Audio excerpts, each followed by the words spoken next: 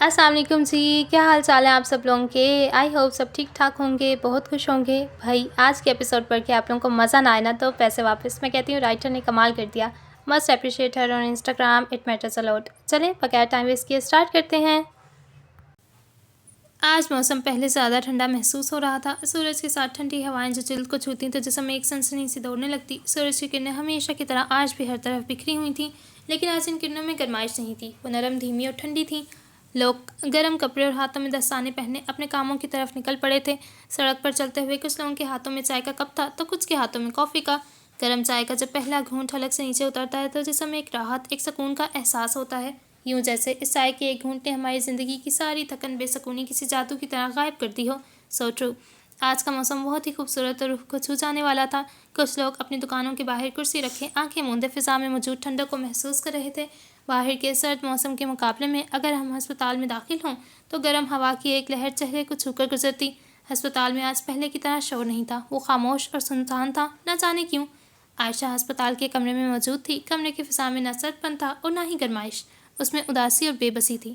سامنے بیڈ پر زہرا بے حس و حرکت لیٹی ہوئی تھی، جیسے کسی گہرے خواب میں گم ہو۔ عائشہ خاموشی سے اس کے پاس بیڈ پر جا کر بیٹھ گئی۔ زہرا کے نحیف ہاتھ کو اپنے ٹھنڈے ہاتھوں میں تھامے ہوئے تھی۔ عائشہ کی آنکھیں آنسوں سے بھری ہوئی تھیں، مگر وہ ضبط کرنے کی مکمل کوشش کر رہی تھی۔ عائشہ کے دل میں دعاؤں کا طوفان اٹھ رہا تھا اور زبان بار بار بے اختیار اللہ سے زہرا کے اٹھ جانے کی درخواست کر رہی تھی۔ عائشہ کا آج پوری طرح دل چاہا تھا کہ وہ زہرا کو آواز دے، اسے جگائے، اسے جھنجھوڑے تاکہ وہ اٹھ جائے، لیکن حقیقت کی سنگینی نے اسے خاموش رہنے پر مجبور کر رکھا تھا۔ عائشہ زہرا کے ہاتھوں کو اپنے ہاتھ میں لیے نرمی سے سہلا رہی تھی، جیسے یہ یقین دلانا چاہ رہی ہو کہ وہ اکیلی نہیں ہے، اس کی بہن اس کے پاس ہے، ہر لمحہ، ہر پل۔ آپی! آواز میں لڑکھڑاہٹ تھی، لیکن وہ چھپانے کی پوری کوشش کر رہی تھی۔ وہ جانتی تھی کہ زہرا سب محسوس کر سکتی ہے، سن سکتی ہے، اس لیے اپنی آواز کو جتنا مضبوط رکھ سکے رکھنے کی کوشش کر رہی تھی۔ آپی کیسی ہیں آپ کب اٹھیں گی؟ پلیز اب اٹھ جائیں۔ عائشہ زہرا کا دایاں ہاتھ جس میں ڈرپ لگی تھی نرمی سے اپنے ہاتھوں میں لے رکھا تھا۔ عائشہ کی آنکھوں میں آنسو تھے جنہیں وہ بار بار گرنے سے روکنے کی کوشش کر رہی تھی۔ آپی اٹھ جائیں ورنہ میں ناراض ہو جاؤں گی اور پھر میں آپ کا چارجر چھپا لوں گی، پھر آپ ڈھونڈتی رہیں گی۔ عائشہ کی آواز نرم لیکن بے بس تھی۔ وہ زہرا کو اس بیڈ پر ایک ہفتے سے دیکھ رہی تھی، مشینوں اور تاروں میں جکڑے ہوئے۔ یہ منظر عائشہ کا کلیجہ منہ کو لاتا تھا۔ آپی پلیز نا، پہلے ماما پاپا نے مجھے اکیلا کر دیا، اب آپ پلیز میرے ساتھ ایسا نہ کریں، مجھے اکیلا نہ کریں۔ نہ چاہتے ہوئے بھی آنکھ سے آنسو نکل کر ہاتھ پر گرنے لگے۔ عائشہ کی بے بسی جواب دے گئی اور وہ ہچکیوں سے رونے لگی۔ کسی اپنے کو ہسپتال کے بستر پر دیکھنا بہت مشکل کام ہے۔ ان سب میں سب سے زیادہ نقصان عائشہ کا ہو رہا تھا، کیونکہ وہ ابھی اتنی بڑی نہیں ہوئی تھی کہ یہ سب سہ سکے۔ وہ ابھی بھی بچی تھی، کم عقل تھی۔ پہلے ماں اور باپ کے غم نے اسے بہت متاثر کیا تھا اور اب زہرا کے حادثے نے اسے مزید تکلیف دی تھی۔ عائشہ کو اس وقت یہ سارا جہاں پھیکا اور بد مزہ لگ رہا تھا۔ وہ جب بھی باہر دو بہنوں کو آپس میں گزرتا دیکھتی، بے اختیار ان سے حسد کرنے لگتی۔ زہرا اور عائشہ کا آپس میں مذاق کرنا، ہنسنا، ایک دوسرے کو تنگ کرنا سب بند ہو چکا تھا۔ دو بہنوں کی دنیا اس وقت خاموش تھی۔ آپی آپ کو تو پتہ ہے نا، رات کو مجھے ڈراؤنے خواب آتے ہیں، اب آپ یہاں ہیں تو بھلا میں کس کے ساتھ سوؤں گی؟ اکیلے سنسان گھر میں سوتی ہوں، مجھے سلیپ پیرالائسس ہونے لگا ہے آپی، مجھے سونے سے اب ڈر لگنے لگا ہے آپی، اٹھ جائیں، میں اس اکیلے گھر میں کیا کروں گی؟ ایسا ظلم نہ کریں میرے ساتھ۔ عائشہ نے آہستہ سے زہرا کے ہاتھ کو اپنے ماتھے پر رکھا۔ وہ ہر روز زہرا سے ملنے آتی تھی، ہر روز زہرا کے ساتھ باتیں کرتی اور ہمیشہ نم آنکھوں کے ساتھ اکیلی واپس چلی جاتی۔ آپ کو پتہ ہے میں نے آپ کو اپنی دوست کے بارے میں بتایا تھا نا جو اسلامی سینٹر جاتی تھی؟ عائشہ کی یونیورسٹی میں ان کی ایک دوست تھی جو اسلامی سینٹر جاتی تھی، اور پھر یونیورسٹی کی فری کلاس میں وہ جو کچھ اسلامی سینٹر سے سیکھ کر آتی وہ تمام طلبہ کو بیان کرتی۔ عائشہ بہت شوق سے اسے سنتی تھی اور اس پر عمل کرنے کی کوشش کرتی تھی۔ پچھلے ہفتے جب وہ زہرا سے ملنے آئی تو بھی ان سے یہی باتیں کر رہی تھی، اور ان باتوں کے درمیان عائشہ نے زہرا سے کہا تھا کہ وہ بھی اسلامی سینٹر جوائن کرنا چاہتی ہے۔ چونکہ ڈاکٹروں نے انہیں بتایا تھا کہ اگر زہرا کومے میں بھی ہے تو وہ سب سن سکتی ہے، اس لیے عائشہ ابھی بھی اپنے دن اور دل کی ہر بات زہرا سے کہہ رہی تھی۔ زہرا عائشہ کے لیے ایک بہن، ایک بہترین دوست اور ایک ماں جیسی شخصیت تھی۔ بہنوں کا رشتہ بہت پیارا ہوتا ہے، ایک ایسا رشتہ جہاں وہ باتیں اور راز شیئر کیے جاتے ہیں جو ہم نے کبھی اپنے بہترین دوستوں کو بھی نہیں بتائے ہوتے۔ بہنیں وہ ہوتی ہیں جو قبر تک اپنی بہنوں کے راز لے کر جاتی ہیں، لیکن بہن ایسی دوست نہیں ہوتی جو آپ کے راز چھپا کر آپ کی غلطی کو چھپائیں، بلکہ بہنیں وہ ہوتی ہیں جو ساری دنیا سے آپ کی غلطیوں کو چھپا کر آپ کو نصیحت کرتی ہیں، آپ کو غلط راستے پر جانے سے بچاتی ہیں، آپ کو ہر مسئلے سے نکالتی ہیں اور آپ کو صحیح اور غلط بتاتی ہیں۔ یہی ہوتی ہیں بہنیں۔ عائشہ نے زہرا کے بال نرمی سے سہلائے۔ آج وہ رو نہیں رہی تھی، بس ان کی آنکھیں نم تھیں۔ آپ ہی میں نے جوائن کر لیا اسلامی سینٹر. آپ کو پتہ ہے سیام بھائی نے سارا پیپر ورک کیا اور میرا وہاں ایڈمیشن کروا دیا. کتنے اچھے ہیں نا وہ. اب میں ہر روز اسلامی سینٹر جایا کروں گی اور وہاں پر جو سیکھوں گی وہ آپ کو بھی بتاؤں گی. عائشہ بچوں کی طرح زہرا سے کہہ رہی تھی. آپ ہی جلدی جلدی ٹھیک ہو جائیں، پھر آپ کو بھی میرے ساتھ جانا ہے. اچھا آپ ہی اب میں چلتی ہوں، کل مجھے یونیورسٹی بھی جانا ہے اور وہاں سے اسلامی مرکز بھی. اس نے نرمی سے زہرا کا ہاتھ چوما. پھر میں آپ سے ملنے آؤں گی اور آپ کو بھی سناؤں گی جو کچھ میں وہاں سے سیکھوں گی، ٹھیک ہے؟ عائشہ نے ایک آس بھری نگاہ سے زہرا کو دیکھا کہ شاید وہ ہاں کہتے، لیکن یہ ممکن نہیں تھا. عائشہ نے گہری سانس لی اور نرمی سے زہرا کا ہاتھ واپس رکھ دیا. اللہ حافظ آپ ہی. اپنا سامان اٹھائے وہ واپس آنے کے لیے کھڑی ہوئی کہ اسی پر زیام دروازہ کھول کر اندر آ گیا. السلام علیکم زیام بھائی. بے بسی سے بھری مسکراہٹ چہرے پر سجائے عائشہ نے زیام کو سلام کیا. وعلیکم السلام بچے، کیسی ہو؟ ہاتھوں میں پکڑے سامان کو میز پر رکھتا مصروف انداز میں بولنے لگا. ٹھیک ہوں بھائی، آپ ہی سے ملنے آئے ہیں؟ زیام نے ایک نظر زہرا کو دیکھا اور پھر عائشہ کو. ہاں وہ بس دیکھنے آیا تھا. ایک بے ساختہ سی نظر دوبارہ زہرا کی طرف اٹھی. تم جا رہی ہو؟ زیام نے زہرا سے نظریں ہٹا کر عائشہ کو دیکھا. جی بھائی، وہ مجھے یونیورسٹی بھی جانا ہے، کچھ اسائنمنٹس اور اسلامی مرکز بھی جانا ہے نا، تو اس لیے جا رہی ہوں. سر کے ہلکے سے جھکاؤ نے اس کے سمجھنے کی تصدیق کی. میں چھوڑ دیتا ہوں تمہیں، اکیلے مت جاؤ. میز سے گاڑی کی چابی اٹھاتے ہوئے بولا. ارے نہیں زیام بھائی، ڈرائیور ساتھ ہے اور آپ کے مقرر کردہ گارڈز بھی ساتھ ہیں. آر یو شور؟ زیام نے تصدیق کرنا چاہی. جی بھائی. عائشہ نے مسکراتے ہوئے سر کو خم دیا. ٹھیک ہے بچے جاؤ. عائشہ نے جانے کے بعد زیام دور والے صوفے پر زہرا کے سامنے بیٹھ گیا. کیسی ہو؟ اس نے نرمی سے پوچھا. کتنا سوگی لڑکی، اٹھ بھی جاؤ. زیام کا چہرہ جھک گیا. زہرا مزہ آتا ہے نا تمہیں سب کو اس طرح سے تکلیف دے کر. اٹھ جاؤ نا، تم اتنی کمزور تو نہیں ہو، تم تو اتنی بہادر ہو. اس کا چہرہ ہنوز جھکا ہوا تھا. کیا تم وہی زہرا ہو جو اپنے والدین کے قتل کا بدلہ لے رہی تھی، جو دشمنوں سے لڑ رہی تھی، جو اپنے بابا کی کمپنی کو سنبھال رہی تھی؟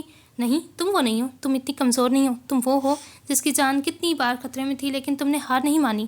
اب کیوں اتنی کمزور ہو گئی زہرا؟ ہمت کرو. عائشہ کا سوچو، اپنے ماں اور بابا کے بدلے کا سوچو. تم وہ سب بھول نہیں سکتی. تمہیں اٹھنا ہوگا. وہ بخوبی جانتا تھا کہ زہرا سن رہی ہے، اسی لیے یہ سب کہہ رہا تھا. زہرا کے دائیں ہاتھ کی انگلی تھوڑی سی ہلی، لیکن چونکہ زیام کا چہرہ جھکا ہوا تھا وہ یہ سب دیکھ نہیں پایا. یہ سب صرف ایک لمحے کے لیے ہوا تھا اور زہرا پھر سے نیند کی وادیوں میں چلی گئی. عائشہ یونیورسٹی سے واپسی پر اپنی دوست کے ساتھ اسلامی مرکز گئی تھی.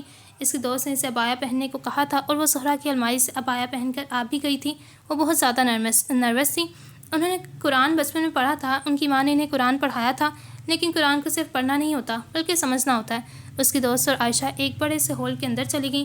وہاں مختلف عمر کی لڑکیاں اور عورتیں بیٹھی ہوئی تھیں اور اسکالر کے لیکچر کا انتظار کر رہی تھیں.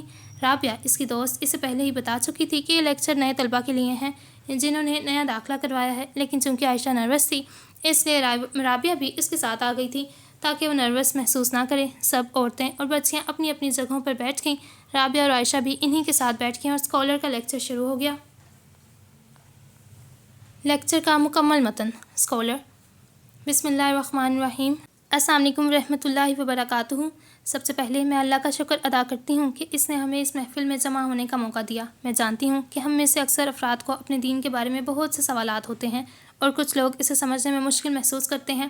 آج کا یہ لیکچر خاص طور پر نئے طلبات کے لیے ہے جو قرآن کو پڑھنے یا سمجھنے کی کوشش کر رہی ہیں. چونکہ ہمارا دین ہی قرآن پر مبنی ہے، اس لیے یہ ہمارا پہلا لیکچر ہی قرآن پر ہوگا. عائشہ نے اپنے رجسٹر کو کھولا اور لکھنا شروع کر دیا.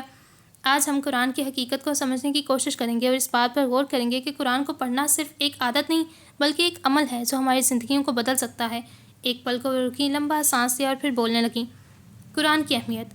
سب سے پہلے ہمیں یہ سمجھنا ضروری ہے کہ قرآن اللہ کا کلام ہے جو نہ صرف مسلمانوں کے لیے ہدایت کا ذریعہ ہے بلکہ پوری انسانیت کے لیے رہنمائی فراہم کرتا ہے. اللہ تعالیٰ نے قرآن کو ایک مکمل کتاب کے طور پر نازل کیا تاکہ ہم اپنی زندگیوں کو اس کے مطابق ڈھال سکیں.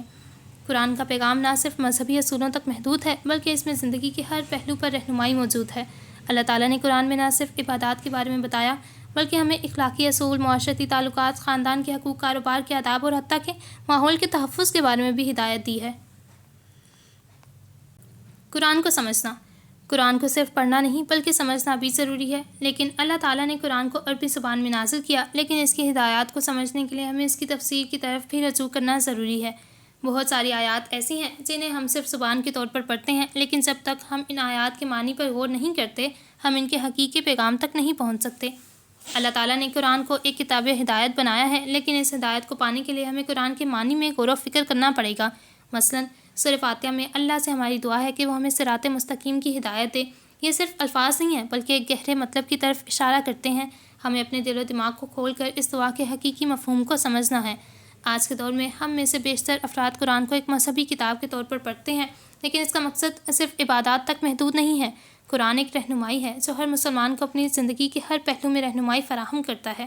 یاد رکھیے، قرآن کی ہر آیت میں ایک پیغام چھپا ہوا ہے جو ہماری زندگی کو بہتر بنا سکتا ہے۔ ہمیں چاہیے کہ ہم ان پیغامات کو سمجھیں، ان پر عمل کریں اور اپنی زندگی کو قرآن کے اصولوں کے مطابق ڈھالیں۔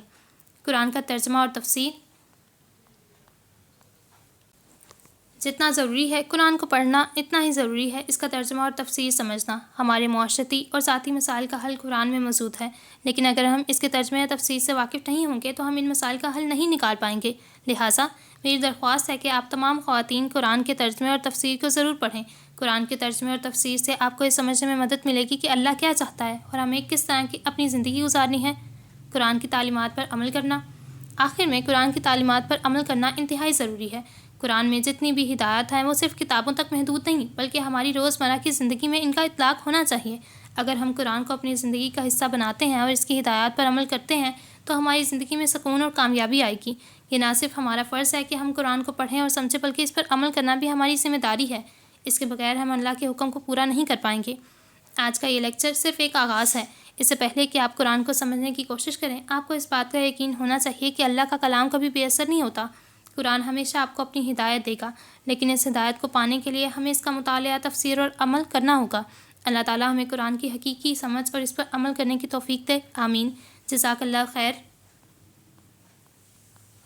جب وہ انسٹیٹیوٹ میں آئی تھی تب وہ زہرا کا سوچ کر تھوڑی افسردہ تھی، لیکن اب وہ سکون میں تھی۔ قرآن کا ذکر ہی ہمارے لیے سکون دہ ثابت ہوتا ہے۔ بعض لوگ کہتے ہیں کہ ہماری زندگی میں بے سکونی ہے تو وہ لوگ قرآن کیوں نہیں پڑھتے؟ قرآن کی اگر وہ روز کی ایک سورت بھی پڑھنا شروع کر دیں تو وہ سکون میں آ جائیں گے۔ جانتے ہو قرآن کو پڑھنے سے ہمارا دل مطمئن کیوں ہو جاتا ہے؟ کیونکہ اس کے الفاظ سیدھا ہمارے دل و دماغ پر تیر کی طرح لگتے ہیں۔ کیا یہ ممکن ہے کہ چند الفاظ انسان کے دل کو کھولیں؟ جی ہاں، بالکل۔ عائشہ نے واپسی پر سیدھا ہسپتال کا رخ کیا تھا۔ آج اس نے پورا لیکچر نوٹ کر لیا تھا اور وہ زہرا کو یہ سنانے والی تھی۔ عائشہ نے ہسپتال پہنچ کر اپنا رجسٹر اٹھایا اور ہسپتال کے اندر چلی گئی۔ اس نے دروازے کا ہینڈل پکڑا، دروازہ تھوڑا سا کھولا اور اسے ایک بہت ہی پیاری اور میٹھی تلاوت سنائی دی۔ عائشہ نے ایسی تلاوت کبھی نہیں سنی تھی۔ اتنی پیاری آواز اس کے کانوں نے پہلی بار سنی تھی۔ اسے لگا شاید یہ فون پر کسی نے لگائی ہے، لیکن جب اسے نظر اٹھا کر دیکھا تو سیام زہرا سے تھوڑا دور اسٹال پر بیٹھا چہرہ جھکائے سورہ رحمان کی تلاوت کر رہا تھا۔ اس کی آنکھیں بند تھیں اور اس کی پلکیں بھیگی ہوئی تھیں۔ عائشہ ایک طرف پڑے کاؤچ پر بیٹھ گئی اور آنکھیں بند کر کے سورہ رحمان سننے لگی۔ فَبِأَيِّ آلَاءِ رَبِّكُمَا تُكَذِّبَانِ، بس تم اپنے رب کی کون کون سی نعمتوں کو جھٹلاؤ گے؟ اسے پتہ ہی نہیں چلا کہ قرآن میں اتنا سکون کیسے ہو سکتا ہے۔ سیام کی آواز بہت نرم اور میٹھی تھی۔ شاید ہی عائشہ نے کبھی اتنی پیاری تلاوت سنی ہو۔ سیام ابھی بھی سورہ رحمان پڑھ رہا تھا اور زہرا اور عائشہ اسے سن رہی تھیں۔ فَبِأَيِّ آلَاءِ رَبِّكُمَا تُكَذِّبَانِ، تَبَارَكَ اسْمُ رَبِّكَ ذُو الْجَلَالِ وَالْإِكْرَامِ، يَسْأَلُهُ مَن فِي السَّمَاوَاتِ وَالْأَرْضِ كُلَّ يَوْمٍ هُوَ فِي شَأْنٍ، سَنَفْرُغُ لَكُمْ أَيُّهَ الثَّقَلَانِ، فَبِأَيِّ آلَاءِ رَبِّكُمَا تُكَذِّبَانِ۔ سیام نے آیات کی تلاوت نہایت سکون اور خشوع سے مکمل کی۔ اس کی آواز میں ایک ایسی معصومیت اور گہرائی تھی جو دل کو چھو لینے کی طاقت رکھتی تھی۔ تلاوت ختم کرنے کے بعد اس نے دھیرے سے اپنا سر اٹھایا جیسے کسی مراقبے سے باہر آیا ہو۔ اس کی نظریں سامنے پڑی تو عائشہ کو خاموش بیٹھے پایا۔ وہ اسی دھیان اور سکون سے اسے سن رہی تھی جیسے اس کی آواز کے سحر میں گرفتار ہو۔ عائشہ نے جب محسوس کیا کہ سیام نے تلاوت مکمل کر لی ہے تو اس نے بھی سر اٹھایا۔ عائشہ کی آنکھوں میں حیرت تھی، جیسے وہ سیام کی روحانیت اور خلوص کی گہرائی کو پہلی بار دیکھ رہی ہو۔ ماشاءاللہ، ہمیں معلوم نہیں تھا کہ آپ اتنی اچھی تلاوت کرتے ہیں۔ عائشہ کے چہرے پر مسکراہٹ تھی۔ بچپن میں سیکھی تھی اور پھر؟ خیر چھوڑو، تم بتاؤ آج پہلا دن تھا، کیسا رہا؟ سیام کا سوال سنتے ہی عائشہ یکدم پرجوش ہو گئی۔ جی ہاں، آج بہت مزہ آیا۔ ہم نے آج قرآن کی اہمیت کو سمجھا۔ میں نے سب رجسٹر پر بھی لکھا ہے۔ آپ ہی اور میں نے فیصلہ کیا تھا کہ ایک ساتھ جائیں گے، لیکن زہرا پر نظر ڈالے وہ افسردہ ہو گئی۔ پریشانی ہو، میری ڈاکٹر سے بات ہوئی ہے، انہوں نے بتایا کہ زہرا بہت جلدی ریکور کر رہی ہے اور ممکن ہے کہ چند دنوں میں ہوش آ جائے۔ سیام کا لہجہ پرسکون تھا۔ واقعی؟ یا اللہ شکر، میں نے آپ ہی کے لیے اتنی دعائیں مانگی تھیں۔ عائشہ کی آنکھوں میں آنسو آنے لگے تھے۔ تم یہیں پر ہو؟ عائشہ نے آنکھ سے آنسو صاف کرتے ہوئے سر کو خم کیا۔ ٹھیک ہے، مجھے کچھ ضروری کام سے جانا ہے، تھوڑا ٹائم لگ جائے گا، تو تم یہیں پر رہنا۔ بہن کے پاس میز سے اپنا سامان پکڑتا وہ اٹھ کھڑا ہوا۔ ٹھیک ہے بھائی. ضیام اپنا رجسٹر کھولے عائشہ اپنا رجسٹر کھولے زہرا کی طرف متوجہ ہو گئی تھی اور اس کو آج کا پڑھا سب تفصیل سے بتانے لگی تھی. ایک آخری نظر دونوں پر ڈالتا وہ کمرے سے باہر نکل گیا. راہداری میں چلتے ہوئے ضیام نے جیب سے فون نکالا, کچھ نمبرز ڈائل کیا اور کان کو لگانے لگا. فون پر بات کرتے وہ ہسپتال سے باہر نکل گیا. ضیام کی گاڑی سڑک پر رواں دواں تھی. اس کا لہجہ اب نرم سے سختی میں تبدیل ہو گیا تھا. گاڑی کے اندر کا ماحول بھاری تھا اور وہ مسلسل سوچوں میں گم تھا. اس نے جیب سے وہ کاغذ نکالا جس پر جگہوں کے نام لکھے تھے. ضیام اب اور دیر نہیں کر سکتا تھا. اس نے ہاتھ میں پکڑے کاغذ کو اپنی مٹھی میں لے کر سختی سے بند کیا, جیسے اپنے اندر اٹھتے جذبات کو قابو میں کرنے کی کوشش کر رہا ہو. اس کے ذہن میں ہر قدم کا خاکہ بن رکھا تھا. کہاں جانا ہے, کیا کرنا ہے اور کیسے ان لوگوں کو پکڑنا ہے جو اس کی نظروں سے چھپتے آ رہے ہیں. بس اب اور نہیں, وہ اپنے آپ سے بولا جیسے خود کو یقین دلا رہا ہو. وقت تیزی سے گزر رہا تھا اور ہر گزرتے لمحے کے ساتھ اس کا صبر ختم ہو رہا تھا. وہ جانتا تھا کہ اگر مزید تاخیر ہوئی تو اس دفعہ بہت بڑا نقصان اٹھانا پڑے گا. کاغذ پر لکھی گئی جگہوں پر وہ باری باری جا رہا تھا. ہر ایک مقام پر رک کر وہاں کے بیسمنٹ کا جائزہ لیا. کچھ جگہیں سنسان اور خاموش تھیں, جیسے وہاں کبھی زندگی موجود ہی نہ رہی ہو. کچھ جگہوں پر کچرا پڑا ہوا تھا اور خاموشی کا عالم اتنا گہرا تھا کہ قدموں کی آہٹ بھی گونجنے لگتی. وہ اندر جھانکتا لیکن وہاں کوئی نہیں تھا. صرف ویرانی, خاموشی اور خالی پن اس کا استقبال کرتے. کاغذ میں لکھے ہوئے ناموں میں بس ایک آخری نام بچا تھا. اگر یہاں پر بھی کسی ہستی کا وجود نہ ہوا تو وہ گودام والے شخص کی پکا گردن مروڑ دے گا. جیسے جیسے وہ آخری جگہ کے قریب آ رہا تھا ویسے اس کے دل میں سوال اٹھنے لگے. کیا وہ یہاں بھی ناکام لوٹے گا, یا شاید یہ وہ جگہ ہو جس کی تلاش میں وہ تھا. ضیام کے ہاتھ اسٹیئرنگ پر مضبوطی سے جمے ہوئے تھے. گاڑی کی سپیڈ کو مدھم کیا. وہ جگہ اس کے سامنے تھی. کچھ دیر اس جگہ کو خالی نگاہوں سے دیکھتا رہا. کیا یہاں سے بھی اس کو کچھ نہیں ملے گا؟ اگر یہاں سے کچھ نہ ملا تو وہ اس آدمی تک کیسے پہنچے گا؟ کیسے اپنے ساتھ زہرا کا بھی بدلہ لے گا؟ اس آخری جگہ کو دیکھ کر ضیام کے ذہن میں بے انتہا خیال جنم لے رہے تھے. ایک گہری سانس لیا اور گاڑی سے باہر نکل آیا. ہوا میں عجیب سی سرد مہری تھی. وہ چند قدم آگے بڑھا. نظریں بیسمنٹ کے تاریک داخلی رستے پر جم گئیں. دل کی دھڑکن تیز ہو رہی تھی. یہ لمحہ فیصلہ کن تھا. ضیام نے آگے بڑھ کر بیسمنٹ کا دروازہ کھولنا چاہا لیکن اندر سے کچھ آوازیں سنائی دے رہی تھیں. ضیام نے آہستہ سے اپنی گن نکالی اور محتاط انداز میں گیٹ کھول دیا. ایک قطار میں بالغ لڑکوں کو باندھ کر بٹھایا گیا تھا. کچھ عورتیں صوفے پر بیٹھی ہوئی تھیں جن کے سامنے نوٹوں کی گدیاں پڑی ہوئی تھیں. کچھ آدمی ان کے سامنے بیٹھے ہاتھ میں سگریٹ پکڑے کش لگاتے ہوئے آپس میں باتیں کر رہے تھے. ضیام کے یوں داخل ہونے پر انہوں نے پہلے ایک دوسرے کو دیکھا اور پھر ضیام کو, اور پھر بے ساختہ انہوں نے اپنی اپنی گن اٹھا لی. آئے کون ہو تم؟ ضیام نے کوئی جواب نہ دیا, بس غصے بھری نگاہوں سے ان کو گھورتا رہا. ایک آدمی سگریٹ کو اپنے پاؤں میں دباتا ضیام کے پاس آیا. اس آدمی سے ایک عجیب گندی بدبو آ رہی تھی اور اس بدبو کو ضیام بخوبی پہچانتا تھا. پاس آئے ضیام کا کالر پکڑا. تم یہاں اندر کیسے آئے بے؟ جس طرح سے آئے اسی طرح واپس چل جاؤ ورنہ سیخ کباب بنا دوں گا تمہارا. ضیام کی آنکھوں میں غصے کی چنگاریاں جل رہی تھیں اور وہ بے حد سرد مہری کے ساتھ اسے گھور رہا تھا. ایسے کیا گھورے ہو, 30 مار خان ہو؟ اچانک اس کو اپنے گال پر کچھ محسوس ہوا, ایک تیز چلتی ہوئی تپش. اس نے اپنا گال پر ہاتھ رکھا اور پھر اسے سمجھ آئی کہ ضیام نے اس کے منہ پر مکہ دے مارا تھا. وہ آدمی ہوش میں آیا اور چیختا ہوا ضیام کی طرف آیا. ضیام نے بغیر کسی وقفے کے مکہ سیدھا اس کی ناک پر دے مارا. مکہ اتنا زور کا تھا کہ آدمی ایک پل کو لڑکھڑایا اور تھوڑا پیچھے کو ہو گیا. اس کی ناک سے خون نکلنے لگا تھا. اس سے پہلے باقی آدمی بھی ضیام کی طرف بڑھتے. پولیس کی گاڑیوں کی آوازیں آنے لگیں. او شٹ, تم لے کر آئے ہو نا پولیس کو یہاں؟ پولیس کے سائرن کی آواز سنتے ہی عورتیں بری طرح ڈر گئیں. ان کے ہاتھ پاؤں کانپنے لگے. ایک عورت ہڑبڑی میں پیسے اپنی بیگ میں ڈالتی کھڑی ہوئی. ہاں, لیکن تمہاری حالت دیکھ کر لگ رہا ہے کہ تمہیں پہلے ایمبولینس کی ضرورت پیش آئے گی. پولیس نے اس جگہ کو چاروں طرف سے گھیر لیا تھا. یکایک وہ لوگ اندر آ رہے تھے اور آدمیوں کے ہاتھوں میں ہتھ کڑی ڈالنے لگے تھے. باری باری ان کو لے جایا جا رہا تھا. تمہیں میں نہیں چھوڑوں گا. ضیام نے مڑ کر اس کی طرف دیکھا. پہلے خود کو تو چھڑوا لو. وہ اب بندھے ہوئے لڑکوں کی طرف بڑھ گیا. ضیام نے باری باری سب لڑکوں کی رسیاں کھولیں. ضیام کو یوں رسیاں کھولتا دیکھ ان سب لڑکوں کی آنکھوں میں ایک چمک پیدا ہوئی. شاید وہ آزادی کی چمک تھی. ان کو یوں کھولتے ہوئے ضیام کے ذہن میں خیال آیا, کاش اس وقت کوئی ہمیں بھی اس طرح بچا لیتا تو آج وہ زندہ ہوتا, میرے ساتھ ہوتا. ضیام ایک پل کو افسردہ ہو گیا لیکن پھر وہ جلد ٹھیک ہو گیا. چہرے پر ایک افسردہ مسکراہٹ سجائے وہ ان کو دیکھتے ہوئے رسیاں کھول رہا تھا. وہ لڑکے خود کو آزاد ہوتا دیکھ کر پرجوش ہو گئے تھے. یہ لمحہ تھا جو ان سب کے لیے آزادی کا دروازہ کھولنے والا تھا.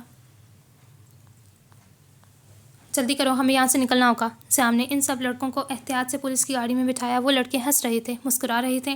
شاید وہ اپنی آزادی کا جشن منا رہے تھے. ہم آزاد ہیں, ایک لڑکے نے خوشی سے کہا. اس کی آواز میں وہ جیت کی خوشبو تھی جس کا انہوں نے خواب دیکھنا چھوڑ دیا تھا. وہ خوش تھے جیسے زندگی نے انہیں نیا موقع دیا ہو. ہم اب محفوظ ہیں, اب کچھ نہیں ہوگا. ایک لڑکے نے اپنی ہنسی روکتے ہوئے کہا. پولیس نے ضیام کو یہ یقین دلایا کہ یہ سب اب محفوظ رہیں گے. تم فکر مت کرو ضیام, یہ سب محفوظ ہیں. ضیام نے مسکراتے ہوئے سر کو خم دیا. सब لڑکے خوش تھے کہ اب وہ اپنے گھروں میں واپس جا سکیں گے جہاں سکون اور محبت کا انتظار تھا۔ ان کی گاڑی آگے بڑھ گئی۔ سیام پیچھے کھڑا ان کو یوں دیکھ کر مسکرا دیا۔ واپس اپنی گاڑی میں سیٹ سے ٹیک لگائے وہ بیٹھ گیا۔ اس کی آنکھ میں آنسو تھے، وہ شاید کہیں اور پہنچ گیا تھا۔ اوئے کیا کر رہے ہو ریان؟ بتایا بھی ہے نا کہ مجھے اپنے بالوں سے بہت محبت ہے، خراب مت کیا کرو۔ سیام نے اپنے بالوں کو سیٹ کرتے ہوئے کہا۔ پتہ ہے بھائی پتہ ہے، ریان نے ہنستے ہوئے جواب دیا۔ کیا تم واپس نہیں آ سکتے ریان؟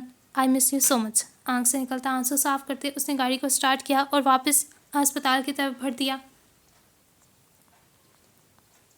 ماضی بازار کا منظر دیکھو ذرا، عورت کو گرا دیا۔ ایک عورت نے عفیفہ کو اٹھنے میں مدد کی۔ شاپر سمیٹتے وہ کھڑی ہوئی لیکن بچہ نہیں تھا۔ عفیفہ نے ہجوم میں نظر دوڑائی لیکن وہ دور دور تک نظر نہیں آ رہا تھا۔ سیام! عفیفہ نے زور سے سیام کو آواز لگائی۔ سیام نے ماں کو دیکھا، وہ ماں کو آواز لگانے لگا تھا کہ کسی نے اس کے پیچھے سے منہ پر ہاتھ رکھ دیا اور سیام کی آواز وہیں دب گئی۔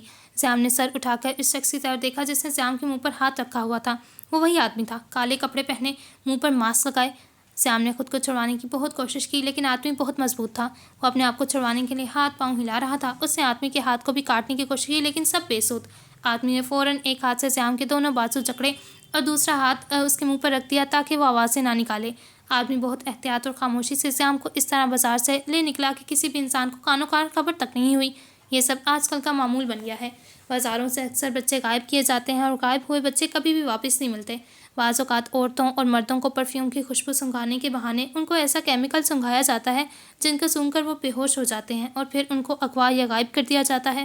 زیادہ تر بچوں کو غائب کیا جاتا ہے، سنسان گلی سے، رش بھرے بازاروں سے، پارک سے، گلی میں یا میدانوں میں کھیلتے ہوئے بچوں کو۔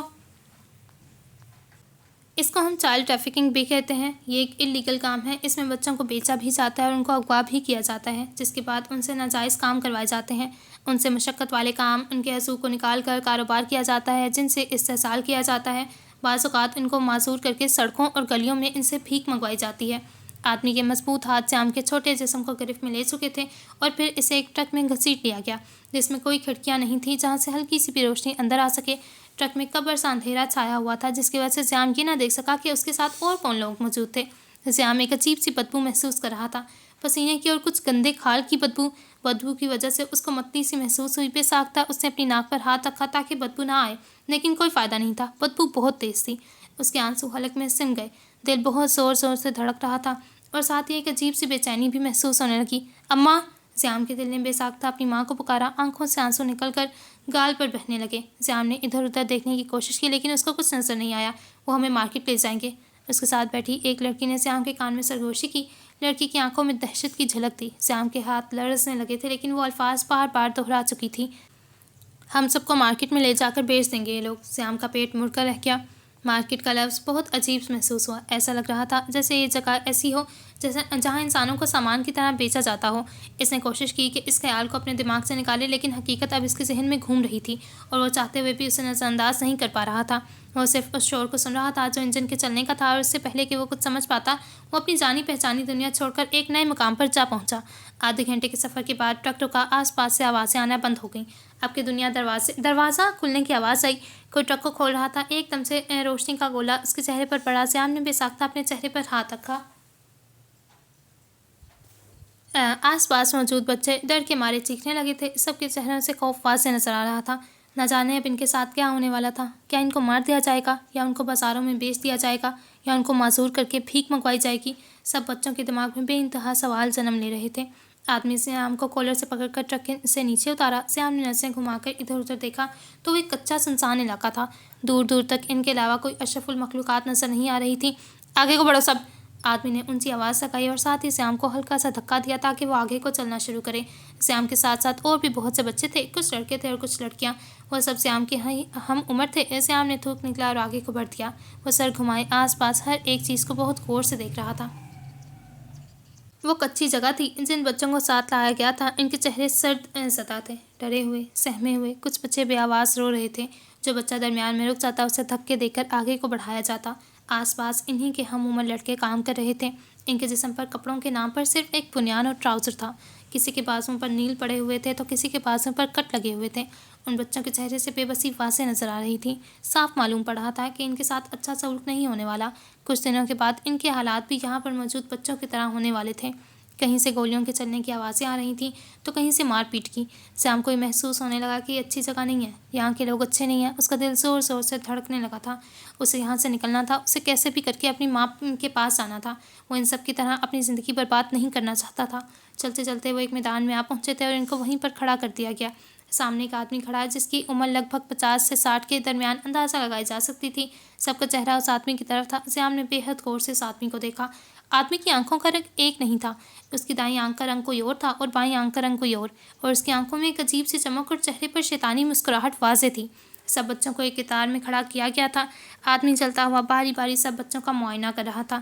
کچھ بچوں کو نکال کر ایک الگ قطار میں کھڑا کرتا اور کچھ کو دوسری قطار میں۔ آدمی نے بچوں کو 2 حصوں میں تقسیم کر دیا۔ بچوں کے ایک حصے پر اس کو بہت محنت مشقت کرنی تھی اور دوسرے حصے کو ایک الگ طریقے سے دنیا والوں کے سامنے پیش کرنا تھا۔ ہر سال بچوں کی ایک بہت بڑی تعداد یہاں جمع کی جاتی ہے اور ان کو مختلف طرح کی چیزیں سکھائی جاتی جیسے کہ پستول کا استعمال، چاقو کا استعمال، باکسنگ، فائٹنگ اور یہاں تک کہ جسم کو ہر طرح کے موسم میں قابو کرنے کی بھی ٹریننگ دی جاتی۔ ان سب کو ان کی جگہ دکھاؤ اور کل صبح باقاعدگی سے ان کی ٹریننگ شروع کرو۔ آدمی کی آواز سخت، اٹل اور چہرہ سپاٹ تھا۔ جی سر۔ بچوں کو اب ان کی جگہیں دکھائی جا رہی تھیں جہاں پر اب ان کو رہنا تھا، شاید ہمیشہ کے لیے یا وقتی طور پر۔ اس بات کا اندازہ لگانا بہت مشکل تھا۔ وہ تھوڑی دیر بعد ہلا اور کمرے کو بغض سے دیکھا۔ یہ کمرہ نہایت سادہ تھا۔ 4 دیواریں جو جیسے جیسے وقت گزرتا زیادہ چھوٹی ہو رہی تھیں۔ چھت بہت نیچی تھی اور ایک چھوٹی سی کھڑکی تھی جس میں سے صرف کمزور سی روشنی آ رہی تھی۔ فرش کنکریٹ کا اور سرد تھا۔ ہوا میں ایک گندی بدبودار مہک تھی، پسینے اور کسی اور کی بدبو کا ملاپ۔ رات کا آخری پہر تھا۔ سیام کی آنکھیں ابھی تک کھلی ہوئی تھیں، نیند اس کی آنکھوں سے کوسوں دور تھی۔ منہ پر ہاتھ رکھے وہ بے آواز رو رہا تھا، آنکھوں سے آنسو نکلتے بالوں میں گم ہو جاتے۔ سیام کو اپنی ماں، اپنی بہن شدت سے یاد آ رہی تھی۔ اماں! سیام نے عفیفہ کو آواز لگائی لیکن جواب موصول نہیں ہوا۔ وہ اٹھ کر بیٹھ گیا، آنکھوں سے نکلے آنسوؤں کو صاف کیا اور دل کو بہلانے کے لیے باہر نکل آیا۔ بھاگنے کا کوئی رستہ بھی نہیں تھا اور اگر تھا بھی تو ہر رستہ بند کیا گیا تھا۔ وہ یہاں سے نہیں بھاگ سکتا تھا۔ وہ بری طرح پھنس چکا تھا۔ آنکھوں سے آنسو ایک بار پھر نکلنا شروع ہو چکے تھے۔ بے بسی کی انتہا ہو گئی تھی۔ وہ یہاں سے کیسے باہر نکلے؟ کیسے اپنی ماں کے پاس جائے؟ کیا یہاں سے باہر نکلنا ممکن تھا بھی یا نہیں؟ مختلف طرح کے سوال چھوٹی سی جان کے دماغ میں ابھرنے لگے تھے۔ کیا کر رہے ہو تم یہاں؟ پیچھے سے ایک دم سے آواز آنے پر سیام بری طرح سے ڈر گیا تھا۔ سیام نے گردن موڑ کر دیکھا تو وہ وہیں دوپہر والا 2 مختلف رنگ کی آنکھوں والا شخص سامنے کھڑا تھا۔ وہ کافی لمبا تھا۔ سیام کو اس کو دیکھنے کے لیے اپنا سر اوپر کرنا پڑ رہا تھا۔ کچھ نہیں، سیام نے تھوک نکلی۔ آدمی پنجوں کے بل سیام کے سامنے زمین پر بیٹھ گیا۔ ڈر کیوں رہے ہو؟ سیام نے کوئی جواب نہیں دیا۔ وہ بس آنکھوں میں ڈر لیے اس آدمی کو دیکھ رہا تھا۔ میں تمہیں کچھ نہیں کہوں گا بچے، نارمل ہو جاؤ۔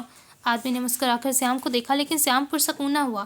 وہ آدمی اچھا تھا یا بننے کی کوشش کر رہا تھا؟ شاید وہ جانتا تھا کہ بچوں کو مینیپولیٹ کس طرح سے کیا جاتا ہے۔ مجھے اماں اور عمل کے پاس جانا ہے۔ آدمی نے نرمی سے سیام کے بازو پکڑے اور خود کے پاس کیا۔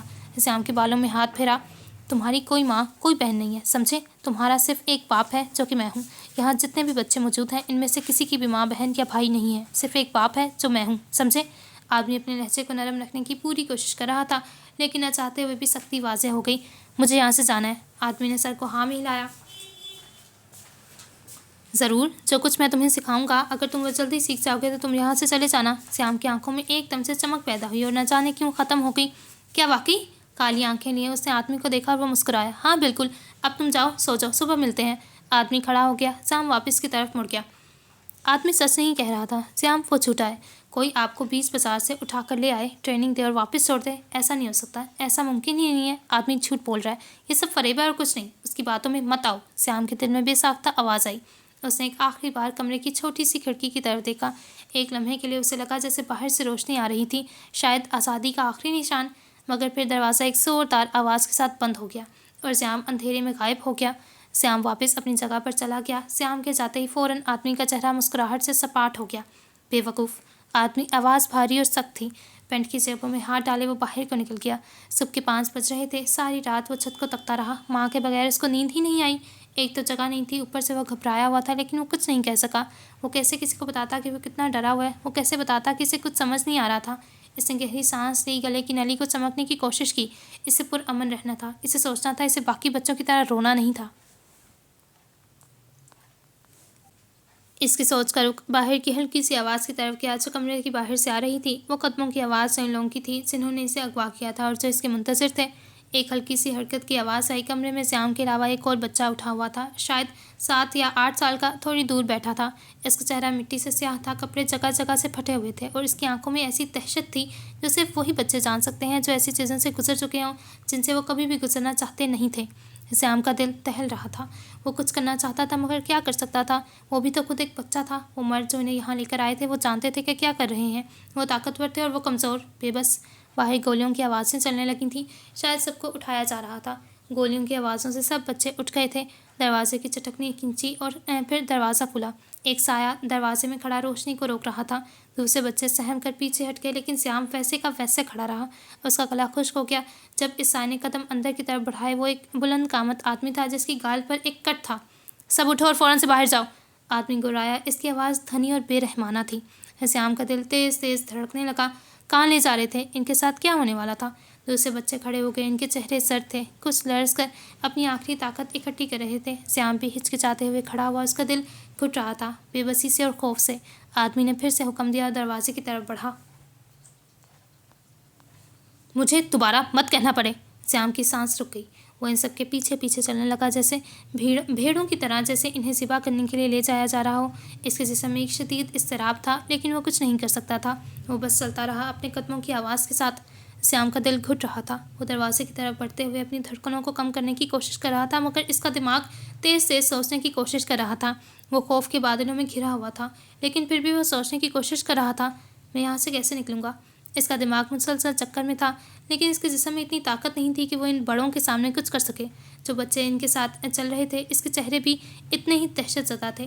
بعض کا جسم لرز رہا تھا، بعض اپنے آپ کو سمیٹ کر چل رہے تھے اور بعض تو بس چلتے جا رہے تھے جیسے بے حس ہوں، جیسے وہ یہاں آنے والے دنوں میں کچھ بھی محسوس کرنے کے قابل نہ ہوں۔ آدمی نے انہیں ایک چھوٹے سے کمرے میں دھکیل دیا۔ یہ کمرہ بھی ویسا ہی تھا جیسے پچھلا کمرہ، سرد، نم اور سیاہ۔ ان میں کوئی کھڑکی نہیں تھی اور صرف ایک چھوٹا سا بلب جل رہا تھا جو کمرے کے ایک کونے میں لٹکا ہوا تھا، جس کی مدھم روشنی میں چہرے بے رنگ اور خوفناک دکھائی دے رہے تھے۔ بچوں کا بے تاثر رویہ اور وہ مرد جو بار بار کمرے میں آ کر انہیں خوف زدہ کر دیتے تھے، سب کچھ اس کے دماغ میں اتنا گڑبڑ ہو رہا تھا کہ سیام کو کچھ بھی سمجھنا مشکل ہو رہا تھا۔ وہ ایک طرف بیٹھا اپنے ہاتھوں کو آپس میں رگڑ رہا تھا۔ اس کی نظریں سامنے ایک بچے پر مرکوز تھیں جو ان سب سے زیادہ کمزور لگ رہا تھا۔ وہ بچہ شاید 5 یا 6 سال کا تھا۔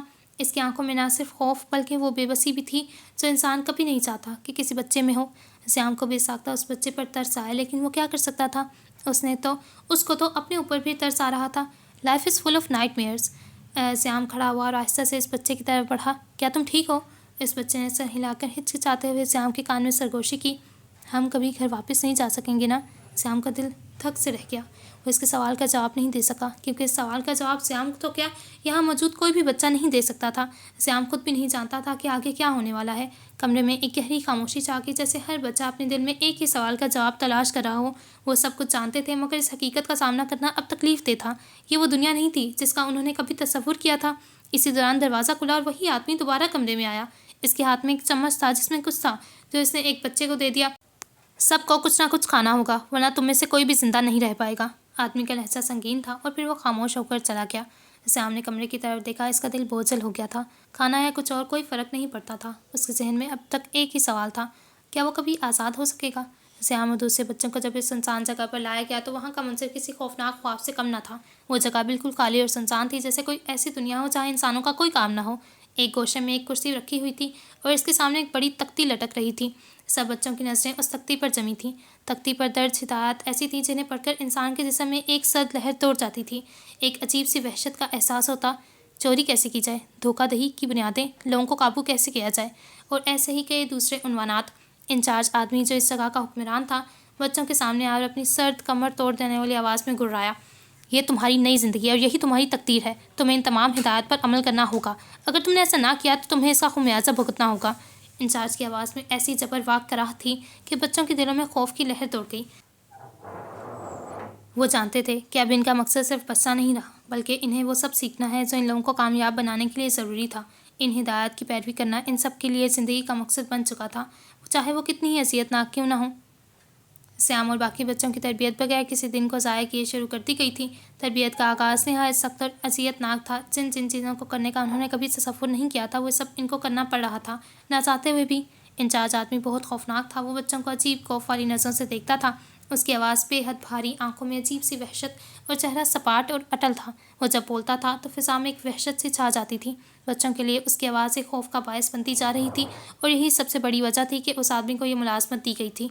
उसने बच्चों को इन सख्त हिदायत पर अमल करने पर मजबूर कर दिया था। इनका पहला कदम इनके जिस्मानी इस्तेहकाम को तोड़ना था। किसी भी तरह की तरबियत हो, शुरू हमेशा जिस्मानी इस्तेहकाम से ही की जाती है। हमारा जिस्म हमारा हथियार होता है और अगर यही कमज़ोर पड़ जाए तो दर्दनाक मौत मार दिए जाते हैं। दर्द सिर्फ हमारी कमज़ोरी और अगर यही दर्द हमारे जिस्म से निकाल दिया जाए तो हम मजबूत और ताकतवर हो जाते हैं। ये बात बच्चों के सहन में पर्दा नशीं करती गई थी। ट्रेनिंग के पहले दिन से ही इनकी जिस्मानी हालत पर कोई परवाह नहीं की गई थी। बच्चों के हाथ पाँव सूजे हुए थे और हाथों पर मुख्तलिफ तरह के कट लगे हुए थे। किसी के हाथ की उंगलियों के नाखून टूट चुके होते तो किसी के पाँव के। बच्चों के नरम जिस्म को पत्थर बना दिया गया था। उनके चेहरे से मासूमियत छीन ली गई थी। दिन ब दिन बच्चों के हंसते चेहरे भी उन्हीं दरिंदों की तरह सपाट और अटल होते जा रहे थे। दर्द नाम के लफ्ज़ से शायद यहाँ के लोग वाकिफ़ ही नहीं। इन्हें कई घंटों तक मुसलसल काम करने पर मजबूर किया जाता। कभी दीवारें साफ़ करने को कहा जाता, कभी खेतों में जाकर ज़मीन काटने को और कभी ऐसी भारी मशक्क़त दी जाती कि इनके जिस्म थक हार कर चूर हो जाते। जिस्म पर ख़ास तौर पर कमर और कंधे नीले पड़ चुके थे। श्याम ने अपने हाथों को अपनी आंखों के सामने की अपनी हालत देखी तो उसका दिमाग पहले दिन पर जा पहुंचा जब वो यहाँ लाया गया था और वहाँ पर मौजूद बच्चे किस हालत में थे। आसपास इन्हीं के हम उम्र लड़के काम कर रहे थे। इनके जिस्म पर कपड़ों के नाम पर सिर्फ एक बुनियान और ट्राउज़र था। किसी के बाजों पर नील पड़े हुए थे तो किसी के बाजों पर कट लगे हुए थे। उन बच्चों के चेहरे से बेबसी वाज़ेह नज़र आ रही थी। उसको बेसाख्ता खुद पर तरस आया। आंख से आंसू निकलकर गोद में जा गिरा। वो इंतहा की हद पर बेबस था। सामने यहाँ से निकलने के बहुत से रास्ते ढूंढे लेकिन बेसूद। वो जब भी कहीं से निकलने की कोशिश करता हमेशा पकड़ा जाता और बुरी तरह से पीटा जाता, लेकिन वो हार नहीं मानता था। वो जानता था कि अगर वो हार मान जाएगा तो हमेशा के लिए यहाँ कैद होकर रह जाएगा, जो कि उसको बिल्कुल भी मंजूर नहीं था। श्याम ने अपनी माँ बहन के पास वापस आना था और इसीलिए वो रोज़ भागने के लिए किसी नए रास्ते की तलाश में होता। इस वजह से श्याम वहाँ के परिंदों की नज़र में आ गया था। छोड़ो मुझे, मुझे जाने दो, मुझे यहाँ नहीं रहना, मुझे अम्मा पास वापस आना है। तुम सब लोग गंदे हो, गंदी चीज़ें सिखा रहे हो, मैं ये सब नहीं सीखूंगा। वो दरिंदे श्याम को बाजू से घसीटते हुए ले जा रहे थे और श्याम पूरी कुव्वत से चीख रहा था, इतनी ज़ोर से वो चीख सकता था। छोड़ो मुझे, तुम सब गंदे हो, तुम लोग हमें भी गंदा बना रहे हो, मुझे तुम लोग जैसा गंदा नहीं बनना अम्मा। आदमी को हाथ पाँव मारता श्याम खुद को छुड़वाने की मुकम्मल कोशिश कर रहा था। ज़ियाद ने आदमी के हाथ पर जोर से काटा, जिस पर आदमी रुका और जोरदार थप्पड़ श्याम के गाल पर दे मारा। 3 उंगलियों का निशान श्याम के गाल पर छप गया। श्याम की आंखों से आंसू निकलने लगे थे। आदमी श्याम की तरफ झुका और अपनी भारी आवाज़ में धाड़ने लगा, अब अगर तुम बोले तो यहीं पर तुम्हारी कब्र खोद दूंगा, समझे। श्याम ने आदमी के मुंह पर थूका। श्याम की इस हरकत पर सब बच्चों की आंखें हैरानगी से खुल गईं और अपनी हैरानगी को छुपाने के लिए उन्होंने अपने मुंह पर हाथ रखा। कुछ सीनियर्स इस सब से लुत्फ़अंदोज़ हो रहे थे तो कुछ दिल ही दिल में श्याम के लिए दुआएं कर रहे थे। हल्की हल्की सरगोशियाँ की आवाज़ें आने लगी थीं। ये बच्चा तो गया आज। 2 लड़के आपस में श्याम का मजाक उड़ाते हंस रहे थे। गया, इसकी मौत है आज। क्या तुम नहीं जानते किसके चेहरे पर थूका इसने? कादिर ज़ुबैर नाम है उनका। इस आदमी के नाम पर ही वहाँ मौजूद बच्चे डरने लगते थे।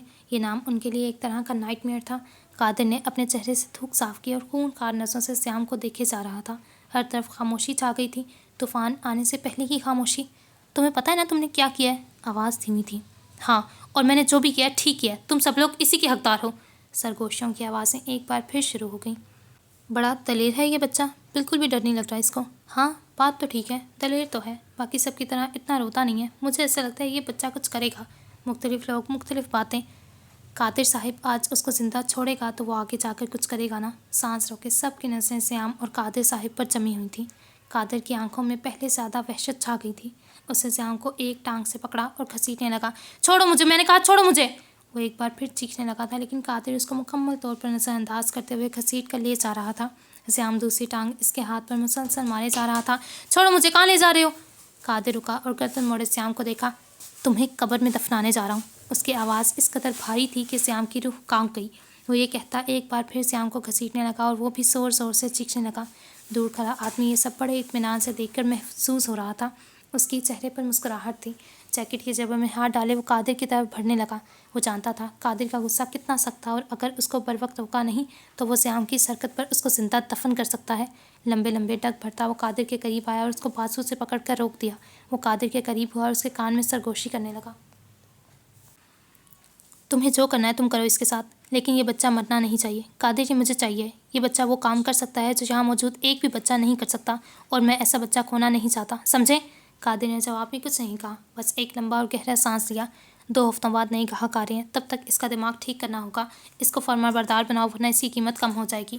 آدمی نے اونچی آواز میں زیام کو سنانے کے لیے بولا تاکہ وہ ڈر جائے اور ایسی حرکتیں کرنے سے باز آ جائے۔ آدمی کی اس حرکت پر زیام واقعی ڈر گیا تھا۔ زیام کے ساتھ ساتھ وہ تمام بچے بھی ڈرے تھے جو زیام کی طرح بھاگنے کی کوشش کر رہے تھے۔ قادر نے اس آدمی کی بات کو سمجھتے ہوئے سر کو ہلایا۔ زیام کی ٹانگ کو چھوڑتے اس نے ایک سینئر بچے کو اشارہ کر کے اپنے پاس بلایا، اس کے کان میں کچھ کہا اور زیام کی طرف جھک گیا۔ تمہیں کیا لگتا ہے تمہیں چھوڑ دیا جائے گا؟ یہ تمہاری بھول ہے زیام۔ ابتسام، تمہاری زندگی کو میں نے جہنم نہ بنا دیا تو میرا نام بھی قادر زبیر نہیں۔ وہ کھڑا ہوا اور اونچی آواز سے کہنے لگا، لے کر جاؤ اس کو بیسمنٹ میں، اور جب تک یہ ہمارے کہے ہوئے اصولوں پر عمل کرنا شروع نہ کر دے تب تک اس کو مارو، اتنا مارو کہ اس کا دماغ ٹھکانے پر آ جائے۔ سب بچوں کے چہرے پر سے خوف واضح نظر آ رہا تھا، کچھ تو ڈر کے مارے رونے بھی لگے تھے۔ زیام کے ماتھے پر پسینے آنے لگا۔ سینئر نے زیام کا کالر پکڑا اور اس کو بیسمنٹ کی طرف لے جانے لگا۔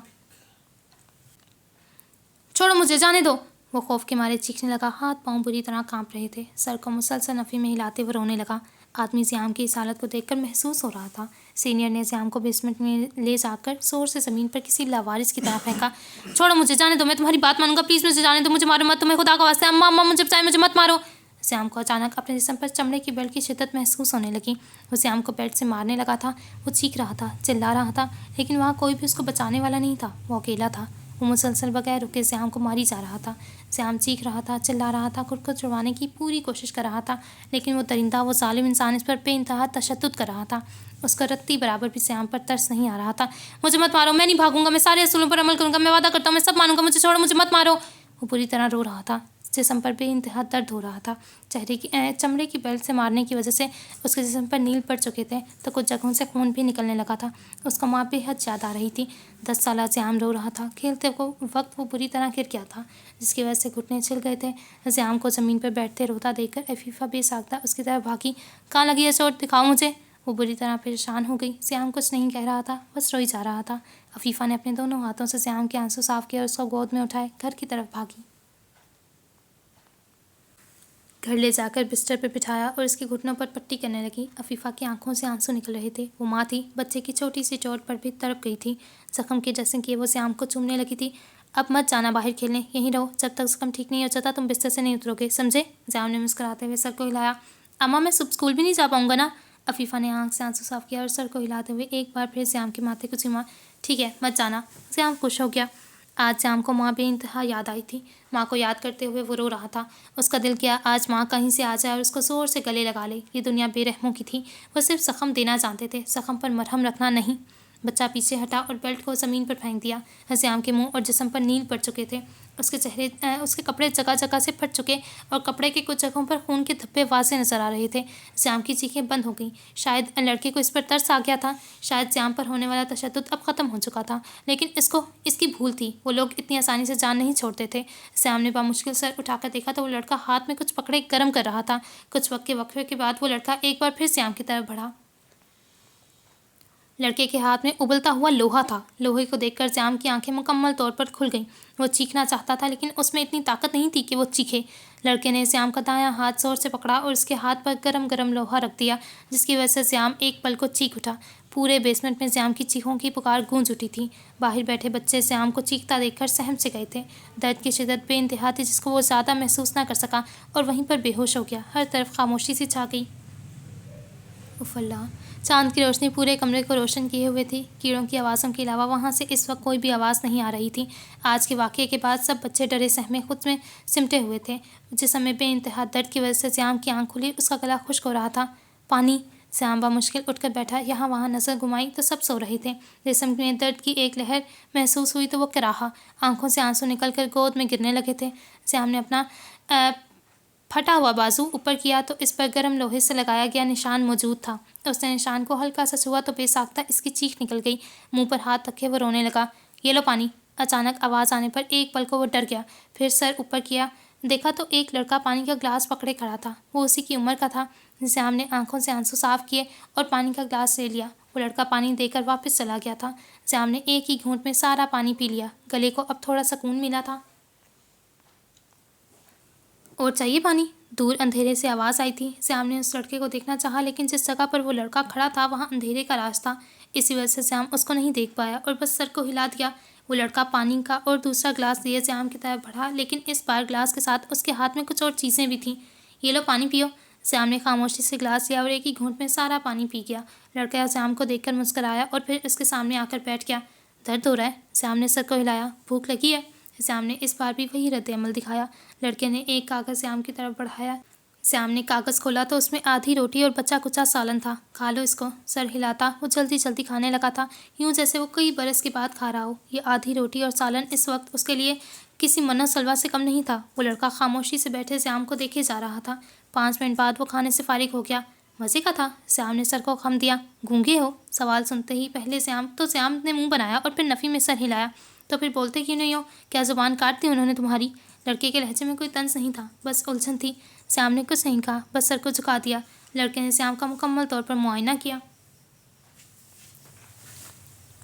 تمہارے تو سارے کپڑے پھٹ گئے ہیں، تم یہ کپڑے پہن لو، وہاں اندھیرا ہے، وہاں جا کر تبدیل کر لو، اور پھر میں تمہیں ایک جادو والی دعا لگاؤں گا، ٹھیک ہے؟ سیام نے سر ہلایا اور مشکل سے اٹھ کر لنگڑاتا ہوا اندھیرے میں جا کر کپڑے بدلنے لگا۔ جسم میں حرکت کی وجہ سے اس کو بے انتہا درد ہو رہا تھا۔ 10 منٹ کے بعد وہ کپڑے پہنے باہر آیا۔ سیام بہت کمزور تھا، اس کو لڑکے کے کپڑے تھوڑے کھلے تھے۔ چیزوں کا سہارا لیتے وہ اپنی جگہ پر آ بیٹھا۔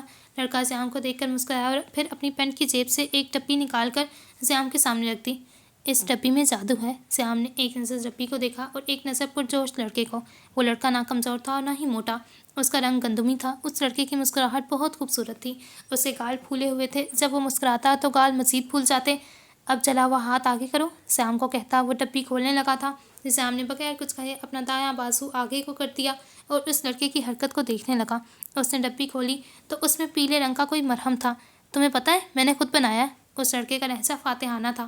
2 انگلیوں میں مرہم لیے اس نے سیام کے جلے ہوئے بازو پر لگایا۔ سیام سسکا۔ سیام کا چہرہ سرخ ہو گیا۔ درد اس کے چہرے سے واضح نظر آ رہی تھی۔ شروع میں درد ہوگی، پھر دیکھنا جادو کی طرح آرام آ جائے گا۔ سیام ایک بار پھر سسکا۔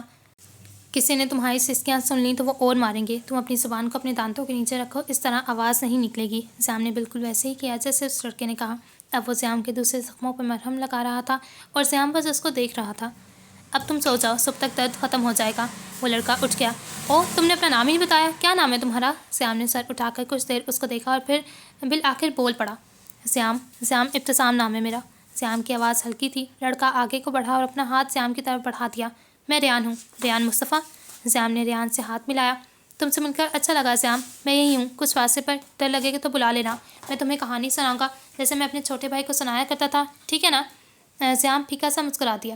ٹھیک ہے ریان۔ ریان مسکرایا اور اپنی جگہ پر جا کر لیٹ گیا۔ سیام ریان کی جگہ کو دیکھ رہا تھا۔ اس کے ذہن میں بس ایک ہی خیال آیا، وہ اس طرح کی جگہ پر اتنا کیسے مسکرا سکتا ہے؟ سیام اٹھ جاؤ، جلدی اٹھو یار۔ ریان کب سے سیام کو اٹھانے کی کوشش کر رہا تھا لیکن سیام اٹھ ہی نہیں رہا تھا۔ تم اٹھ کیوں نہیں رہے ہو؟ پلیز اٹھ جاؤ۔ سیام کو کندھے سے پکڑ کر وہ جھنجھوڑ رہا تھا۔ سب بچے اٹھ کر باہر جا چکے تھے۔ کمرے میں صرف سویا ہوا سیام اور اس کو اٹھاتا ہوا ریان موجود تھا۔ اٹھ جاؤ سیام، وہ لوگ آتے ہی ہوں گے، تمہیں پتہ ہے نا لیٹ جاگنے والوں کے ساتھ کیا ہوتا ہے؟ سیام نے ہلکی سی آنکھ کھولی اور ریان کی طرف موڑا۔ کیا ہوتا ہے؟ ریان سیام کے قریب ہوا اور سرگوشی کرنے لگا۔ وہ اس کو گھسیٹ کر کیڑوں والے کمرے میں چھوڑ دیتے ہیں۔ ریان کی بات سنتے ہی وہ فوراً اٹھ کر بیٹھ گیا۔ کیا واقعی؟ ریان نے سر کو خم دیا اور سیام کو سہارا دیے اٹھانے لگا۔ باہر سے کچھ آدمیوں کی آوازیں آ رہی تھیں۔ سب بچے پہنچ گئے ہیں نا؟ اور پیسے کہاں سے پکڑنے تھے تم نے؟ کیا وہی پرانی جگہ تھی؟ دونوں نے ایک دوسرے کو دیکھا۔ ہاں، آج ہی سب کو ان کی اصل جگہوں پر پہنچایا ہے اور پیسے اسی جگہ پر سے اٹھائے ہیں۔ آوازیں ان کے قریب آ رہی تھیں۔ کیا سب بچے اٹھ گئے ہیں؟ سیام اور ریان کے ماتھے پر پسینہ آنے لگا۔ دونوں یہاں وہاں دیکھنے لگے۔ ریان نے سیام کا بازو کھینچا اور اپنے پیچھے آنے کا اشارہ کیا۔ یہاں سے باہر نکلتے ہیں، سامنے سے گئے تو وہ ہمیں پکڑ لیں گے اور کیڑوں والے کمرے میں چھوڑ دیں گے۔ سیام بغیر کچھ کہے ریان کے پیچھے چل دیا۔ کمرے کے کونے میں کچھ دیوار ٹوٹی ہوئی تھی، ہوا اندر نہ آئے تو اس کے لیے اس پر کپڑا لپیٹا گیا تھا۔ ریان نے ٹوٹی ہوئی دیوار کی طرف اشارہ کیا۔ وہاں سے جلدی چلو۔ ریان رینگتا ہوا کچھ ہی دیر میں دیوار سے دوسری طرف کو نکل گیا۔ سیام کے جسم میں زخم لگے تھے اور اس کو درد ہو رہا تھا، جس کی وجہ سے اس کو نکلنے میں مشکل ہو رہی تھی۔ وہ لوگ کمرے کے بہت قریب پہنچ چکے تھے۔ جلدی کرو سیام، ہاتھ دو اپنا۔ سیام نے اس کا ہاتھ مضبوطی سے پکڑ لیا۔ ریان نے سیام کو کھینچ کر نکالا اور دونوں فوراً سامنے کھڑے بچوں کے ہجوم کی طرف بھاگے۔ دونوں نے ایک دوسرے کا ہاتھ مضبوطی سے پکڑ رکھا تھا۔ وہاں موجود تمام بچے انچارج آدمی کے ارد گرد جمع ہوئے تھے۔ ان کو وہاں ایک مقصد کے لیے اکٹھا کیا گیا تھا۔ کل کے واقعے کے بعد کچھ بچے ابھی تک اتنے سہمے اور ڈرے ہوئے تھے۔ کوئی کچھ نہیں کہہ رہا تھا اور جیسے جیسے ان کو کرنے کا کہتے وہ سب خاموشی سے کسی ٹرانس کی طرح کرنے لگتے۔ انچارج آدمی نے بچوں کو آج جو سب سے پہلی بات سکھائی تھی وہ تھی دھوکہ دہی۔ دھوکہ وہ پل ہے جس میں حقیقت غائب ہو جاتی ہے، جہاں وعدے سنبھالے جاتے ہیں مگر وفا فرار ہو جاتی ہے۔ وہ انہیں بتاتا تھا کہ کسی بھی حالت میں اپنی حقیقت کو ظاہر نہ کرو، اپنی اصل پہچان کو دنیا والوں سے چھپا کر رکھو، بلکہ دوسروں کو اپنی مرضی سے چلانے کے لیے ان سے جھوٹے وعدے کرو۔ اگر تم کسی کا اعتماد جیتنا چاہتے ہو تو سب سے پہلے ان کا دل جیتو، پھر ان کے خوف اور کمزوریوں کو پہچانو اور ان پر قابو پاؤ، اور پھر ان کو مات دے جاؤ۔ یہ کہتے ہوئے آدمی کے چہرے پر مسکراہٹ ابھری، عام نہیں، شیطانی مسکراہٹ۔ سب بہت غور سے آدمی کی ایک ایک بات کو سن رہے تھے۔ بچوں کی عمر بڑی نہیں تھی، وہ اس عمر میں تھے جس میں بچے اصل چیزیں سیکھنا شروع کرتے ہیں۔ ان لوگوں نے اسی بات کا بھرپور فائدہ اٹھاتے ہوئے بچوں کو ایسی چیزیں سکھانا شروع کر دی تھیں۔ وہ جانتے تھے کہ بچوں کا دماغ اس عمر میں تیز چلتا ہے اور وہ یہ سب کچھ جلدی سیکھ جائیں گے۔ اس آدمی نے انہیں سکھایا کہ کبھی بھی ایمانداری کا رستہ اختیار نہ کرو۔ ایماندار لوگ زندگی میں کامیاب نہیں ہوتے، لوگ ان کے ساتھ کھیل کر چلے جاتے ہیں اور پھر وہ لوگ کوئی بات نہیں، مقدر میں تھا، یہ کہتے رہ جاتے ہیں۔ چال بازی اور فراڈ کے ذریعے اپنی منزل تک پہنچو۔ وہ کیا کہتے ہیں؟ Work smarter not harder. ہمیں کھیلنے والا بننا ہے، نہ کہ کھیل دیا جانے والا۔ گلے میں کچھ اٹک سا گیا، سیام نے تھوک نکلا۔ کیا یہ سب سیکھنا ضروری ہے؟ کیوں ہمیں یہ سب سکھایا جا رہا ہے؟ اس سب کو سیکھ کر کیا کریں گے ہم؟ روز رات کو سب کے دماغ میں اس طرح کے بے شمار سوال ابھرتے تھے اور آنکھیں بند ہونے کے بعد سوال غائب ہو جاتے۔ دھوکے سے ملتی جلتی ہی ان کو دوسری چیز بھی سکھائی گئی، چوری۔ چوری وہ نظر ہے جو حقیقت کو نظر انداز کرتی ہے۔ جہاں چپکے سے ہاتھ بڑھتے ہیں وہاں ایمانداری دم توڑتی ہے۔ انہیں بتایا گیا کہ جب تک تم کسی سے کچھ چھین نہیں لیتے تمہاری قدر نہیں ہوگی۔ چوری صرف وہ نہیں جو کسی کا مال چھینا ہو یا چپکے سے پیسے نکالنے ہوں، بلکہ چوری وہ ہے جب تم کسی کا ذہن، اس کا وقت، اس کی محبت چھین لیتے ہو۔ یہ اصل معنی میں چوری کہلائی جاتی ہے اور ہم سب کو یہی کرنا ہے۔ وہ بچوں کو بھرپور طریقے سے مینیپولیٹ کر رہے تھے۔ یہ سب تعلیمیں بچوں کے ذہن میں اس طرح بیٹھ گئیں کہ اب وہ اپنے کاموں میں بھی چال بازی اور دھوکہ دہی کو درست سمجھنے لگے تھے۔ ان دونوں چیزوں کے بعد اب وہ بچوں کو لوگوں کو قابو کرنے کی تربیت دینے لگے تھے۔ انچارج آدمی آگے کی طرف جھکا، بچوں کی آنکھوں میں آنکھیں ڈالیں اور اپنی بھاری آواز میں سرگوشی کرنے لگا۔ دنیا میں صرف وہ لوگ کامیاب ہیں جو دوسروں پر حکمرانی کرتے ہیں، جو لوگوں کی کمزوریوں کا فائدہ اٹھاتے ہیں اور انہیں اپنے راستے پر گامزن کرتے ہیں۔ نہ جانے بچوں کو یہ بات سمجھ آئی تھی یا نہیں، لیکن انہوں نے سر کو ضرور ہلا دیا تھا۔ اگر میں تمہارا مقصد صرف دوسروں کو استعمال کرنا ہے تو تمہیں ان کے جذبات اور خواہشات کو اپنے فائدے کے لیے استعمال کرنا سیکھنا ہوگا۔ پہلے ان کے دماغ سے کھلو، پھر دل سے، اور پھر… آدمی رکا، بھویں اچکائیں۔ مات لے جاؤ، بچوں نے ہم آواز میں نعرے کی طرح بولا۔ بچے یکدم ہی پرجوش ہو گئے۔ آدمی نے انہیں یہ بھی سکھایا کہ کس طرح لوگوں کو لالچ دے کر، خوف دکھا کر یا ان کی نفسیات کو سمجھ کر ان سے جو چاہے حاصل کیا جا سکتا ہے، لیکن یہ سب سکھانے کے لیے جسمانی اور ذہنی اذیت کا ایک طویل عمل شروع کیا گیا۔ بچوں کو جسمانی طور پر تھکا کر ان کی روح کو توڑنا شروع کیا گیا تھا۔ ان کے ہاتھوں کی جلد چھل گئی تھی، پیٹ میں شدید درد تھا اور جسم کا ہر حصہ اکڑ چکا تھا، لیکن اس کی اذیت کا کسی کو احساس نہ تھا۔ انچارج آدمی اور اس کے ساتھی یہی چاہتے تھے کہ بچے بغیر کسی سوال کے ان کے حکم پر عمل کرتے جاتے۔ اگر تم کام نہیں کرو گے تو تمہیں سزا دی جائے گی۔ یہ دھمکی ایک مسلسل خطرے کی مانند ان کے دماغ میں گونجتی رہتی۔ زیام پر کیے جانے والا تشدد ان سب کو ڈرانے کے لیے کافی تھا۔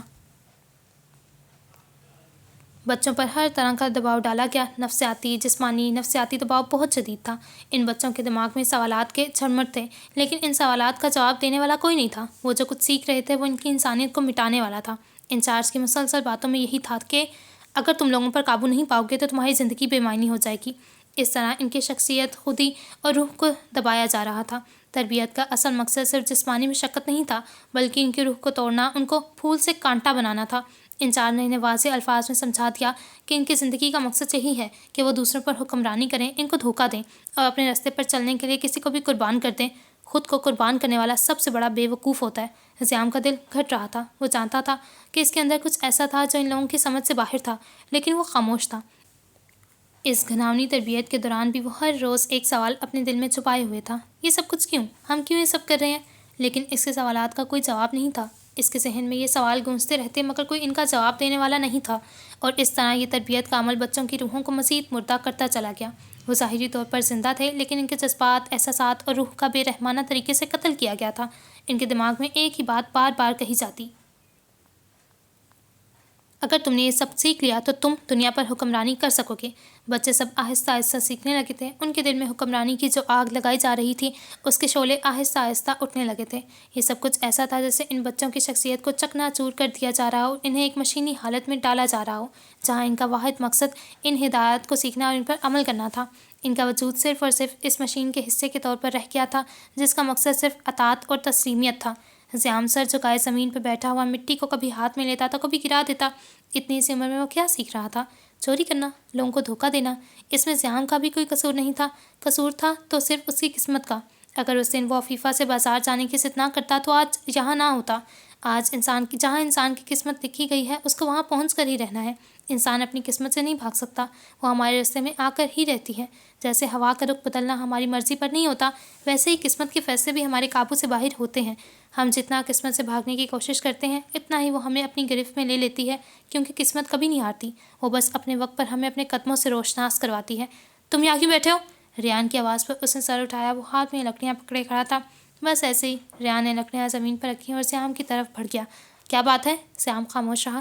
تم میرے ساتھ شیئر کر سکتے ہو، میں کسی کو کچھ نہیں بتاؤں گا۔ سیام نے ریان کو دیکھا لیکن خاموش رہا۔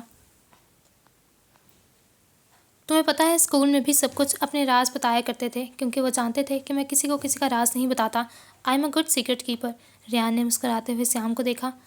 ہم یہ سب کیوں سیکھ رہے ہیں ریان؟ یہ سب تو بری چیزیں ہیں نا، چوری کرنا، بری حرکت کرنا۔ اماں کہتی تھیں وَالسَّارِقُ وَالسَّارِقَاتُ فَاقْطَعُوا أَيْدِيَهُمَا جَزَاءً بِمَا كَسَبَا نَكَالًا مِّنَ اللَّهِ وَاللَّهُ عَزِيزٌ حَكِيمٌ۔ اور چور اور چوری کرنے والی عورت کے ہاتھ کاٹ دو، بدلہ ان کے کیے کا اللہ کی طرف سے عبرت کا سامان، اور اللہ غالب حکمت والا ہے۔ اللہ نے بولا ہے چوری کرنے والے کے ہاتھ کاٹ دیے جائیں، مگر پھر یہ ہمیں چوری کرنا کیوں سکھا رہے ہیں؟ ہمارے بھی تو ہاتھ کاٹ دیے جائیں گے نا۔ اور دھوکے کے بارے میں بھی اللہ نے ہمیں بتایا ہے۔ اللہ کہتے ہیں وَلَا تَخْتَارُوا فِي صَدِيقَاتِكُمْ أَحَدَكُمْ إِلَّا بِالْحَقِّ وَيَمْكُرُونَ وَيَمْكُرُ اللَّهُ وَاللَّهُ خَيْرُ الْمَاكِرِينَ۔ وہ لوگوں کو دھوکہ دیتے ہیں اور اللہ ان کے دھوکے کے مقابلے میں بہترین تدابیر کرنے والا ہے۔ یہ سب غلط ہے نا ریان؟ اللہ اس کی سزا دیں گے ہمیں اگر ہم یہ سب کریں گے تو۔ ریان کو وہ یوں بولتے ہوئے بہت معصوم لگا تھا۔ میں جانتا ہوں زیام کہ یہ سب غلط ہے، ہمیں یہ سب نہیں سیکھنا چاہیے، یہ سب بری چیزیں ہیں، لیکن کیا ہمارے پاس کوئی اور رستہ ہے؟ زیام بغیر آنکھیں جھکائے اس کو دیکھ رہا تھا۔ مطلب؟ ریان نے ایک لمبا سانس لیا اور مکمل طور پر زیام کی طرف مڑا۔ دیکھو زیام، یہ سب ہم شوق سے نہیں سیکھ رہے، ہم سب جانتے ہیں کہ یہ غلط ہے، لیکن ان سب چیزوں کو سیکھنے کے علاوہ ہمارے پاس کوئی اور آپشن نہیں ہے۔ اگر ہم یہ سب نہیں سیکھیں گے تو بری طرح مار دیے جائیں گے۔ وہ بہت غور سے ریان کی باتوں کو سن اور سمجھنے کی کوشش کر رہا تھا۔ ہم کمزور ہیں، بہت ہی کمزور۔ اگر ہم کچھ نہیں کر سکتے، ہمارے ہاتھ خالی ہیں، ہم ان کا مقابلہ نہیں کر سکتے تب تک جب تک ہم بھی ان کی طرح مضبوط نہ ہو جائیں۔ دیکھو زیام، میری بات کو غور سے سنو۔ ہمیں یہ سب سیکھنا ہوگا نا، ہمیں یہ سب سیکھنا ہوگا، نہ چاہتے ہوئے بھی ہمیں یہ ساری ٹریننگ لینی ہوگی۔ یہ ٹریننگ ہی ہمیں طاقتور اور مضبوط بنائے گی۔ ریان نے ایک لمبا سانس لیا اور پھر سے بولنے لگا۔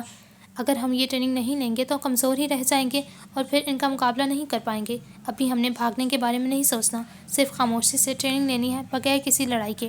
جو وہ سکھا رہے ہیں ان کو سیکھی جاؤ، ان کا بھروسہ حاصل کرو، خود کو ان کی نظروں سے دور کرو۔ جب ہم دونوں ان سب کی طرح مضبوط ہو جائیں گے پھر یہاں سے بھاگیں گے، تب ہم ان سب کا مقابلہ بھی کر پائیں گے۔ کیا سمجھے؟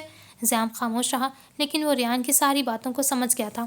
ریان ٹھیک کہہ رہا تھا، وہ خالی ہاتھ ہیں اور خالی ہاتھ والے کچھ نہیں کر سکتے۔ اس کو بھی ویسا ہی کرنا تھا جیسا اس نے کہا تھا۔ ٹھیک ہے، ریان نے اس کو دیکھا۔ کیا ٹھیک ہے؟ ریان کی لکڑیاں سمیٹتے وہ اٹھ کھڑا ہوا۔ یہی کہ ہم دونوں مضبوط بنیں گے اور پھر یہاں سے بھاگیں گے۔ زیام نے اپنا ہاتھ آگے بڑھایا۔ Deal done? ریان مسکرایا اور زیام کا ہاتھ پکڑے کھڑا ہو گیا۔ وہ دونوں مسکراتے ہوئے باقی بچوں کے درمیان چلے گئے۔ ریان کے سمجھانے پر اب زیام نے بھاگنے کا ارادہ ترک کر دیا تھا۔ اس کو اب پوری توجہ سے ٹریننگ کرنی تھی اور سب کچھ سیکھنا تھا۔ زیام کے دماغ میں اب بس ایک ہی بات بیٹھ چکی تھی، جتنی جلدی سب سیکھو گے اتنی جلدی یہاں سے باہر نکلو گے۔ وہ اپنی پوری کوشش کر رہا تھا سب کچھ اچھے سے سیکھ لے۔ اسی وجہ سے زیام کی زندگی بدترین حالات میں گزر رہی تھی۔ دن رات کی مشقت، جسمانی اذیتیں اور ذہنی تکالیف کے درمیان وہ زندہ رہنے کی بھرپور جدوجہد کر رہا تھا۔ اس کی آنکھوں میں اب وہ چمک نہیں رہی تھی جو پہلے تھی۔ وہ جتنا باہر کی دنیا کو یاد کرتا اتنا اس کا دل ٹوٹتا تھا، مگر وہ جانتا تھا کہ اب وہ اس جال میں پھنس چکا ہے جس سے نکلنا آسان نہیں تھا، لیکن ناممکن بھی نہیں تھا۔ زیام ہمیشہ سے ایک خاموش شخصیت کا مالک رہا تھا۔ اس کو یوں بے مقصد بولنا بالکل بھی نہیں پسند۔ آج کل کی زبان میں بولا جائے تو وہ ایک انٹروورٹ تھا۔ اس کا دل بے حد نرم تھا۔ وہ اکثر اپنے خیالات میں گم رہتا، اپنے جذبات کو چھپائے رکھتا اور دنیا سے الگ تھلگ رہنے کی کوشش کرتا۔ اس کی معصومیت میں کچھ ایسا تھا جو دوسروں کے لیے کمزوری کی طرح محسوس ہوتا تھا، اور وہ اکثر ان لوگوں کا نشانہ بنتا جو اس کی سادگی کو استعمال کرنا چاہتے تھے۔ ریان اس کے برعکس ایک جرت مند اور بہادر لڑکا تھا۔ زیام کے الٹ اس کو بولنا بہت پسند تھا۔ وہ بے مقصد بولتا رہتا، کسی کے ساتھ بھی بیٹھ جائے اس کی باتوں کی مشین چلنے لگتی تھی۔ ریان عقل مند تھا، وہ بخوبی جانتا تھا کہ کس وقت کون سا فیصلہ لینا ہے اور کس کے ساتھ لینا ہے۔ وہ ہمیشہ لوگوں کے سامنے کھڑا رہتا، چاہے حالات کیسے بھی ہوں۔ اس کی شخصیت میں ایک جاذبیت تھی جو لوگوں کو اپنی طرف کھینچتی تھی۔ لڑکوں سے لڑائیاں کرنا اور دوسروں کی مدد کرنا اس کی فطرت میں شامل تھا۔ زیام اور ریان کی دوستی ایک عجیب سی تھی کیونکہ دونوں کی شخصیتیں ایک دوسرے سے بالکل مختلف تھیں، مگر ان کے درمیان ایک گہری محبت اور احترام کا رشتہ تھا۔ ریان ہمیشہ زیام کا خیال رکھتا تھا، زیام تم میرے ساتھ رہا کرو، باقی سب لوگ اچھے نہیں ہیں، وہ تمہیں ماریں گے اور تمہیں پتہ ہے۔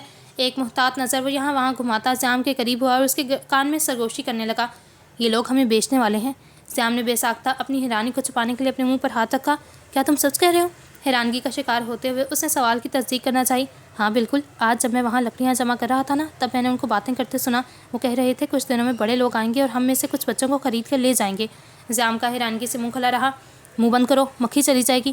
ڈر کے مارے اس نے فوراً منہ بند کیا، جس پر ریان ہنس دیا۔ پھر اب ہم کیا کریں گے؟ ہم نے تو مضبوط بننا تھا نا۔ کس قدر معصومانہ سوال تھا۔ ہاں بالکل۔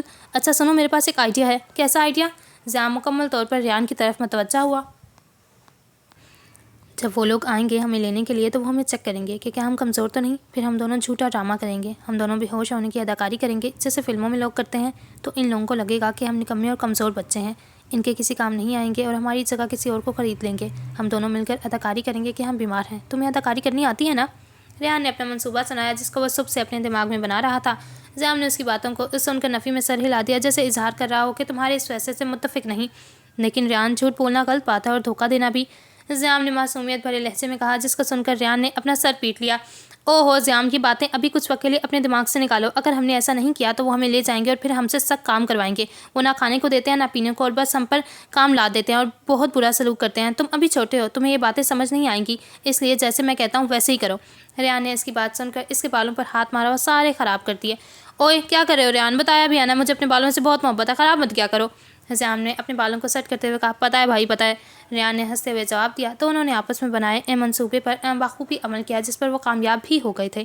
ان دونوں کو چھوڑے وہ باقی بچوں کو لے گئے تھے۔ زیام اور ریان اب ہر بار ایسا کرنے لگے تھے جس کی وجہ سے آدمی کو ان پر شک ہو گیا تھا۔ اس نے ان دونوں کے منصوبے کو بھانپتے ہوئے ایک منصوبہ بنایا جس پر وہ جلد ہی عمل کرنے والا تھا۔ ایک روز زیام کے ساتھ باقی بچوں کو ایک ناپسندیدہ مقام پر لے جایا گیا۔ ان بچوں کے درمیان ریان نہیں تھا۔ ریان کو جان بوجھ کر نہیں لے جایا گیا کیونکہ پچھلی حرکتوں کی وجہ سے ان سب کو ان دونوں پر شک ہو گیا تھا۔ وہ جان گئے تھے کہ یہ دونوں ایک دوسرے کو بچانے کی کوشش کر رہے ہیں، اس لیے ریان کی موجودگی میں زیام کے ساتھ باقی بچوں کو کسی بیسمنٹ میں لے جایا گیا۔ وہاں پر کچھ ایلیٹ طبقے کی عورتیں موجود تھیں۔ وہ عورتیں اچھی نہیں تھیں، وہ بالغ لڑکوں کو سستے طور پر بیچنے اور خریدنے کی کوشش کرتی تھیں۔ اس وقت وہ عورتیں صوفے پر بیٹھی ان سب لڑکوں کو عجیب نظروں سے سر تا پیر دیکھ رہی تھیں۔ زیام کے ساتھ باقی لڑکے ایک قطار میں بنا کر کھڑے تھے، خود پر عورتوں کی نظروں کی تپش محسوس کرتے وہ غیر آرام دہ ہوا۔ ریان پلیز آ جاؤ۔ بے ساختہ زیام نے دل میں ریان کو پکارا۔ وہ بے بسی کے عالم میں کھڑا تھا، کچھ نہ کر پانے کا دکھ اس کے وجود کو جکڑ رہا تھا۔ جو لوگ زیام اور باقی لڑکوں کو یہاں لائے تھے وہ اب ان عورتوں کے ساتھ بیٹھے کچھ گفتگو کر رہے تھے، بار بار ان کی طرف دیکھتے اور پھر واپس ایک دوسرے کی طرف متوجہ ہو جاتے۔ زیام کا دل زور زور سے دھڑک رہا تھا۔ ریان کہاں ہو تم نے وعدہ کیا تھا تم مجھے اکیلا نہیں چھوڑو گے۔ بے اختیار اس کی آنکھوں سے آنسو نکلنے لگے۔ وہ ریان کا انتظار کر رہا تھا، ایک آخری امید باندھے وہ ریان کو دل ہی دل میں پکار رہا تھا۔ ریان! سامنے بیٹھی ایک عورت نے زیام کو قریب آنے کا اشارہ کیا لیکن وہ اپنی جگہ سے نہیں ہلا۔ پاس بیٹھے آدمی نے زیام کو گھورا اور اٹھ کر زیام کے بازو کو زور سے پکڑا اور گھسیٹنے والے انداز میں عورت کے سامنے لا کھڑا کیا۔ زیام نے تھوک نکلی، اس کے چہرے پر پسینہ واضح تھا۔ عورت نے زیام کو سر تا پیر تفصیلی نظر سے دیکھا اور پھر ہلکا سا مسکرائی۔ عجیب مسکراہٹ تھی وہ۔ زیام خوبصورت تھا، سفید رنگ، بھوری آنکھیں، دلکش نین نقش۔ زیام کی آواز باقی لڑکوں کے مقابلے میں بھاری تھی جو کہ دوسرے شخص کے رونگٹے کھڑے کر دیتی تھی۔ کمزور ہے لیکن کوئی نہیں، ہم اس کو خود مضبوط بنا لیں گے۔ عورت نے زیام کو مسحور کن نگاہوں سے دیکھا۔ اس کی نظروں میں ایک عجیب سی کشش تھی، مگر وہ کشش خوشگوار نہیں تھی۔ وہ نگاہیں اس کے رخ کو چھنی کر رہی تھیں، وہ نگاہیں اس پر بوجھ بن رہی تھیں، جیسے کوئی زبردستی اپنا اختیار جتانے کی کوشش کر رہا ہو۔ زیام کو اس عورت سے نفرت محسوس ہوئی تھی۔ وہ پہلی عورت تھی جس کو زیام نے نفرت کی نگاہ سے دیکھا تھا۔ ہم ہمیشہ عورتوں پر ہی کیوں بات کرتے ہیں؟ عورتوں کو ہراس کیا گیا، ان پر ظلم کیا گیا، ان کو غلط نگاہوں سے دیکھا گیا، کیوں؟ ہمیشہ عورتیں ہی کیوں؟ کوئی مرد پر بات کیوں نہیں کرتا؟ ان پر کیے گئے تشدد پر بات کوئی کیوں نہیں کرتا؟ صرف عورتیں ہی نہیں، مرد بھی ہراسمنٹ کا نشانہ بنتے ہیں۔ معاشرے میں مردوں کے جذبات اور احساسات کو ہمیشہ کم اہمیت دی جاتی ہے اور اسی وجہ سے ہم ایسے واقعات کو نظر انداز کر دیتے ہیں۔ مرد مضبوط ہے، مرد کو درد نہیں ہوتا، مرد روتا نہیں ہے، مرد اپنے جذبات کو یوں سب کے سامنے عیاں نہیں کرتا۔ ارے بھائی کیوں ہر جگہ ہر وقت یہی ایک تسبیح کیوں پڑھی جاتی ہے؟ مرد بھی ہراسمنٹ کا شکار ہوتے ہیں۔ جب بھی کوئی مرد ہراسمنٹ کا شکار ہوتا ہے تو اسے یا تو مذاق کا نشانہ بنایا جاتا ہے یا اس کی باتوں کو سرے سے جھوٹ سمجھ لیا جاتا ہے، اور اسی وجہ سے وہ کسی سے اس بارے میں کوئی بات نہیں کرتا اور ساری عمر اسی ٹراما کے ساتھ زندگی گزار دیتا ہے۔ ہراسمنٹ صرف الفاظ یا عمل تک محدود نہیں ہے، یہ نظروں کا انداز بھی ہوتا ہے جو کسی بھی انسان کو غیر محفوظ اور بے بس کرنے کی طاقت رکھتا ہے۔ اگر آنکھیں سکون بخش سکتی ہیں تو آنکھیں غیر آرام دہ بھی کر سکتی ہیں۔ آنکھیں انسان کا عکس ہوتی ہیں، انسان کی آنکھوں سے اس کی نیت کا اندازہ لگایا جا سکتا ہے۔ یہ کہانی اس بات کی گواہی دیتی ہے کہ ہراسمنٹ کی کوئی جنس نہیں ہوتی، یہ کسی بھی انسان کو نشانہ بنا سکتی ہے، چاہے وہ مرد ہو یا عورت۔ ریان ٹرک کے نیچے سے باہر نکلا، وہ سارا وقت یہیں تھا۔ اس نے باقی بچوں کے ساتھ سیام کو یہاں لاتے ہوئے دیکھ لیا تھا، اسی وجہ سے وہ چپکے سے ٹرک کو نیچے سے مضبوطی سے پکڑے چھپا ہوا تھا۔ جو ہی سیام کے ساتھ باقی بچوں کو اندر لے جایا گیا، ریان بھی ٹرک کے نیچے سے باہر نکلا۔ ایک محتاط نظر سے وہ یہاں وہاں دیکھتا، خاموشی سے اندر کی طرف بڑھنے لگا۔ اس کے قدم بے آواز تھے۔ گارڈز جو کہ اس جگہ کو نگران کرنے کے لیے رکھے گئے تھے، وہ اس وقت نشے میں دھت تھے، ان کی باتوں کا کوئی تسلسل نہیں تھا۔ وہ ہنستے ہوئے ایک دوسرے سے بے تکے جملے کہہ رہے تھے اور ان کی نظریں آدھ بند اور زبان لڑکھڑائی ہوئی تھی۔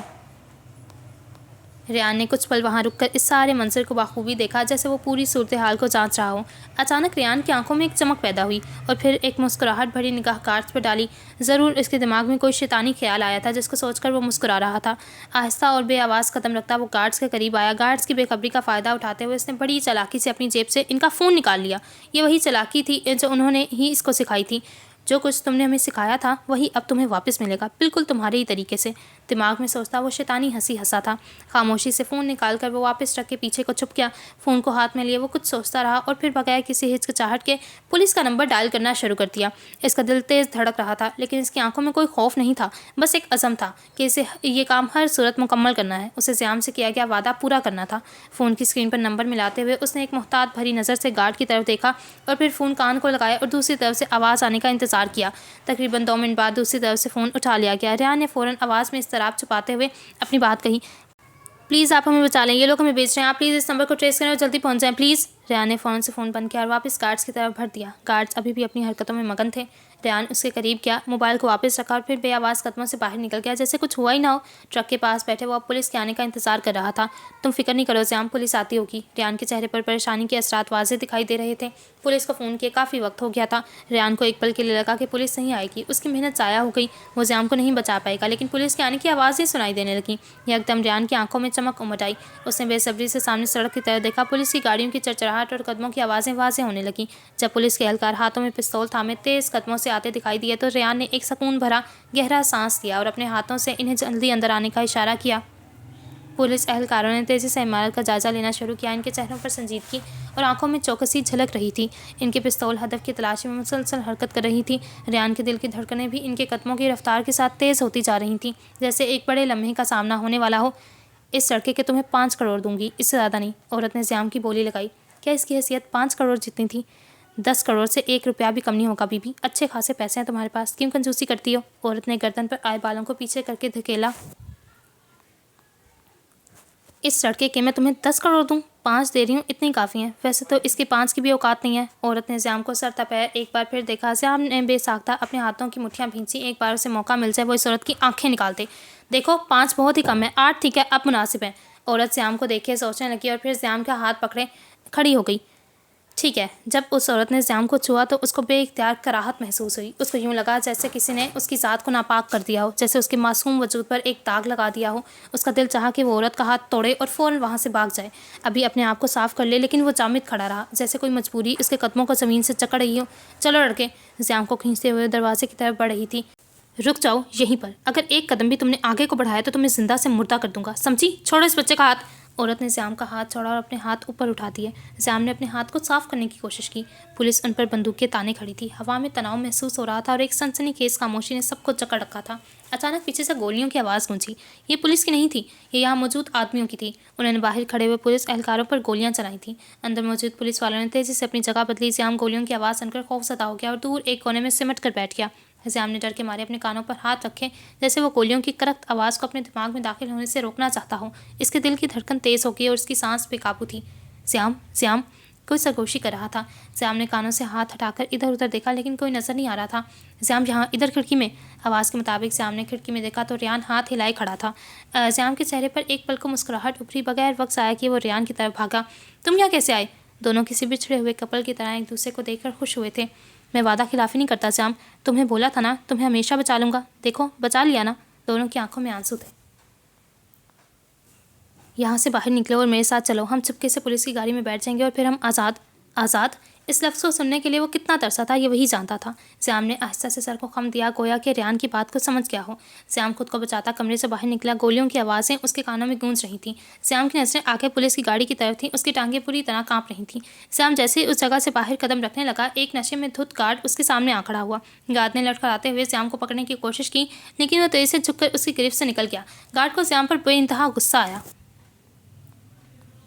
उसने अपनी कॉल पाइथन रिवॉल्वर निकाली और ज़ियाम की तरफ निशाना बांध दिया। ज़ियाम पर यूँ निशाना बांधे देखकर रेहान पल भर को थम सा गया। बस पिस्तौल के दहाने से मौत निकलने वाली थी। इससे पहले कि गार्ड ज़ियाम पर फायर करता, रेहान ने किसी लूमर की तरह उसकी कमर पर छलांग लगा दी। गार्ड लड़खड़ाया, जिसकी वजह से उसकी पिस्तौल का रुख बदला और गोली दीवार में जा लगी। गार्ड ने पिस्तौल को ज़मीन पर रखा, रेहान को कॉलर से पकड़े ज़ोर से ज़मीन पर फेंका और उसके सीने पर अपना बूट रख दिया। रेहान उसके बूट को पीछे करने की कोशिश कर रहा था, लेकिन नशे में होने के बावजूद गार्ड में काफ़ी ताकत बाकी थी। गार्ड का भारी बूट रेहान के सीने में धंसा हुआ था। रेहान की सांसें घुटने लगी थी। वो जो कभी डरा नहीं था अब डरने लगा था। मौत का डर। उसके दिल में पहली बार मौत का ख्याल आया था। बेइख्तियार आंखों से आंसू निकलने लगे। दूर खड़ा ज़ियाम रेहान को यूं बेबस देख रहा था। ज़ियाम की आंखें खौफ से खुली थी। ज़ियाम उसकी तरफ बढ़ने लगा। मैं तुम्हें बचा लूँगा रेहान, फिक्र मत करो। दिल में खुद कलामी करता वो रेहान की तरफ बढ़ने लगा था। गार्ड ने पिस्तौल उठाई और उसका रुख रेहान की तरफ मोड़ दिया। एक लम्हे के लिए वक्त थम गया। हर चीज़ खामोश हो गई सिवाय दोनों के दिल की धड़कन के, जो मामूल से ज़्यादा तेज़ थी, इतनी कि वो खुद भी उसको सुन सकते थे। रुक जाओ! ज़ियाम ने बेइख्तियार चीखा। वो रेहान की तरफ भाग रहा था कि रास्ते में पड़े पत्थर की वजह से उसका पाँव टकराया और वो गिर गया। माथे से खून निकलने लगा था, लेकिन उसने कोई परवाह नहीं की और सर उठाए एक बार फिर पूरी कुव्वत से चीखा, ऐसा मत करो, रुक जाओ, तुम्हें खुदा का वास्ता है। गार्ड ने एक नज़र ज़ियाम को गिरे हुए देखा तो मुस्कुरा दिया। उसके चेहरे पर कोई रहम नहीं था, सिर्फ बेहिसी थी, जैसे ज़िंदगी और मौत उसके लिए कोई मायने नहीं रखती। ज़ियाम से नज़रें हटाए उसने रेहान की तरफ देखा, जो कि उसे ही देख रहा था। गार्ड को यूँ मुस्कुराता देखकर रेहान की आंखों में जो एक आखिरी उम्मीद थी वो भी दम तोड़ गई। रेहान ने अपना रुख ज़ियाम की तरफ किया, जो कि चीख रहा था। गार्ड से रेहान की ज़िंदगी की भीख मांग रहा था। मत करो ऐसा, रहम खाओ प्लीज़। ज़ियाम को मुकम्मल तौर पर नज़रअंदाज करता गार्ड ने पिस्तौल का ट्रिगर दबाया और गोली की गर्ज ने हवा को चीर दिया। ज़ियाम खामोश हो गया। उसने रेहान को देखा, जो कि बेजान ज़मीन पर पड़ा था। एक आखिरी आंसू रेहान की आंख से निकलकर ज़मीन में जज्ब हो गया। नशे की हालत में भी गार्ड का निशाना पक्का था। गोली सीधी रेहान के सीने में लगी थी। खून का धार ज़मीन पर बहने लगा था। ज़ियाम लंगड़ाता हुआ रेहान के पास आया, घुटनों के बल ज़मीन पर बैठे उसके जिस्म को सहारा दिया और ज़ोर ज़ोर से चीखने लगा, नहीं रेहान प्लीज़ नहीं, उठो, तुम मुझे ऐसे छोड़कर नहीं जा सकते। तुमने मुझसे वादा किया था हम दोनों एक साथ यहाँ से भागेंगे, मुझे ऐसे धोखा मत दो। ज़ियाम की आवाज़ काँप रही थी। आंसुओं की वजह से आंखें धुंधली हो गईं। रेहान की तरफ से उसकी चीखों पुकार का कोई जवाब नहीं मिला। रेहान जा चुका था। वो उस गंदी और ख़तरनाक जगह से आज़ाद होना चाहता था, लेकिन आज वो उस दुनिया से आज़ाद हो गया था और ज़ियाम वहाँ बैठा अपनी बेबसी पर मातम कर रहा था। रेहान जब उसकी ज़िंदगी में आया था तब भी वो रो रहा था। आज जब उसकी ज़िंदगी से गया तब भी ज़ियाम रो रहा था। दोस्ती का चिराग बुझाकर चला गया, ज़िंदगी से हर रंग मिटाकर चला गया। जिसके सहारे दुनिया को सहता रहा वही ज़ख्म दिल पर लगाकर चला गया। आंखें तरसती रहीं जिसके ख्वाब को वो आंसुओं का समुंदर थमाकर चला गया। मेरे लब खामोश, मेरा दिल चीख रहा, मेरा अपना मुझे तन्हा कर चला गया। हाल अस्पताल का कमरा एक अजीब सी खामोशी में डूबा हुआ था, जैसे सिर्फ मोनीटर की बीप बीप की मध्यम आवाज़ तोड़ रही थी। ज़ोहरा के चेहरे पर बेहोशी का साया था, इसकी सांसें धीरे धीरे चल रही थीं। आयशा ज़ोहरा के बिस्तर के पास कुर्सी पर बैठी थी। वो इतनी छोटी उम्र में अपने जज्बात को संभालने की कोशिश कर रही थी, लेकिन ज़ोहरा को इस हाल में देखकर इसके दिल पर बोझ सा महसूस होता था। आयशा ने आज इस्लामी मरकज़ में तवक्कल के बारे में एक सबक सुना था, जिसने इसके दिल पर एक नया यकीन पैदा किया था। आज वो इस सबक को अपनी बेहोश बहन के साथ शेयर करना चाहती थी, इस उम्मीद के साथ कि शायद उसकी बातें ज़ोहरा के दिल तक पहुँच जाएँ। उसने ज़ोहरा के सर्द हाथ को अपने छोटे गर्म हाथों में लिया। आपको पता है, मैं पिछले हफ्ते इस्लामी मरकज़ गई थी। वहाँ हमारी उस्ताज़ा ने हमें एक बहुत ही ख़ास बात बताई। तवक्कल। आप जानती हैं तवक्कल क्या होता है? वो थोड़ी देर के लिए रुकी, जैसे ज़ोहरा के जवाब का इंतज़ार कर रही हो। हालांकि वो जानती थी कि वो बोलने के काबिल नहीं है। कुछ देर मज़ीद खामोश रहने के बाद उसने धीरे से बात को जारी किया। तवक्कल का मतलब है कि हम अपनी पूरी कोशिश करें, लेकिन दिल से यकीन रखें कि जो भी नतीजा होगा वो अल्लाह की मर्ज़ी से होगा और वही हमारे लिए सबसे बेहतर होगा। आयशा की आवाज़ धीरे धीरे मजबूत होने लगी। उसके अंदर जैसे एक नया हौसला पैदा हो रहा था। اساتذہ نے کہا تھا کہ اللہ نے قرآن میں وعدہ کیا ہے کہ جو بھی اس پر بھروسہ کرے گا اللہ اس کے لیے کافی ہوگا۔ انہوں نے ہمیں پرندوں کی مثال دی۔ آپ ہی دیکھیں نا، پرندے صبح اپنے گھونسلے سے خالی پیٹ نکلتے ہیں لیکن شام کو پیٹ بھر کر واپس آتے ہیں۔ وہ رزق کی تلاش میں محنت کرتے ہیں لیکن ان کا دل اللہ پر یقین رکھتا ہے۔ عائشہ نے زہرا کے چہرے کو دیکھا۔ اس کا دل چاہتا تھا کہ وہ آنکھیں کھولے، اسے سنے، اس کے ہاتھ کو تھامے، لیکن زہرا بے حس و حرکت تھی جیسے گہری نیند میں ہو۔ عائشہ نے اپنی بات جاری رکھی۔ آپ ہی ہم نے بھی اپنی طرف سے سب کچھ کیا۔ ڈاکٹر اپنی پوری کوشش کر رہے ہیں، میں نے بھی ہر نماز میں آپ کے لیے دعا کی ہے، لیکن اب یہ سب اللہ کے ہاتھ میں ہے اور مجھے یقین ہے کہ جو بھی ہوگا وہ ہمارے حق میں بہتر ہوگا، چاہے ہم ابھی اسے نہ سمجھ سکیں۔ اس کی آنکھوں میں آنسو آ گئے لیکن اس نے خود کو سنبھالا اور مسکرانے کی کوشش کی۔ آپ نے ہمیشہ مجھے سکھایا تھا کہ اللہ کبھی اپنے بندوں کو اکیلا نہیں چھوڑتا۔ آپ کہتی تھیں کہ جب دل بہت پریشان ہو تو بس اللہ سے بات کرو۔ آج میں آپ سے یہی بات کرنے آئی ہوں۔ آپ جانتی ہیں نا کہ میں آپ سے کتنا پیار کرتی ہوں۔ میں دعا کر رہی ہوں کہ آپ جلدی ٹھیک ہو جائیں، لیکن اگر اللہ کی مرضی کچھ اور ہوتی تو ہم اسے بھی قبول کریں گے کیونکہ وہ ہم سے زیادہ جانتا ہے۔ عائشہ نے زہرا کے ہاتھ کو نرمی سے چوما اور اپنی آنکھیں بند کر کے دعا کرنے لگی۔ یا اللہ میری آپی کو ٹھیک کر دیں، یا اللہ ہمیں صبر دے دے اور اپنی رضا میں راضی ہونے کی توفیق عطا کر۔ کمرے میں سکوت چھا گیا۔ عائشہ کی باتوں اور دعاؤں کی بازگشت محسوس ہو رہی تھی جیسے وہ الفاظ زہرا کے دل تک پہنچ رہے ہوں۔ عائشہ نے ایک گہری سانس لی اور زہرا کا ہاتھ چھوڑا، کرسی پر ٹیک لگا کر کھڑکی سے باہر دیکھنے لگی۔ اس کے دل میں ایک عجیب سا سکون تھا، جیسے اس نے اپنا بوجھ اللہ کے سپرد کر دیا ہو۔ زہرا کے مانیٹر سے اچانک سے بیپ کی آواز تیز ہو گئی۔ زہرا کا بی پی ہائی ہونے لگا اور دل کی دھڑکن بھی تیز ہونے لگی۔ زہرا لمبے سانس لینے لگی۔ عائشہ بے اختیار اپنی جگہ سے اٹھی اور زہرا کا ہاتھ پکڑا۔ آپی کیا ہوا؟ آپی میم! زہرا کو یوں دیکھ کر عائشہ بری طرح گھبرائی اور دوڑتے ہوئے ڈاکٹرز کو آوازیں دینے لگی۔ ڈاکٹر آپی کو کچھ ہو رہا ہے، جلدی کریں۔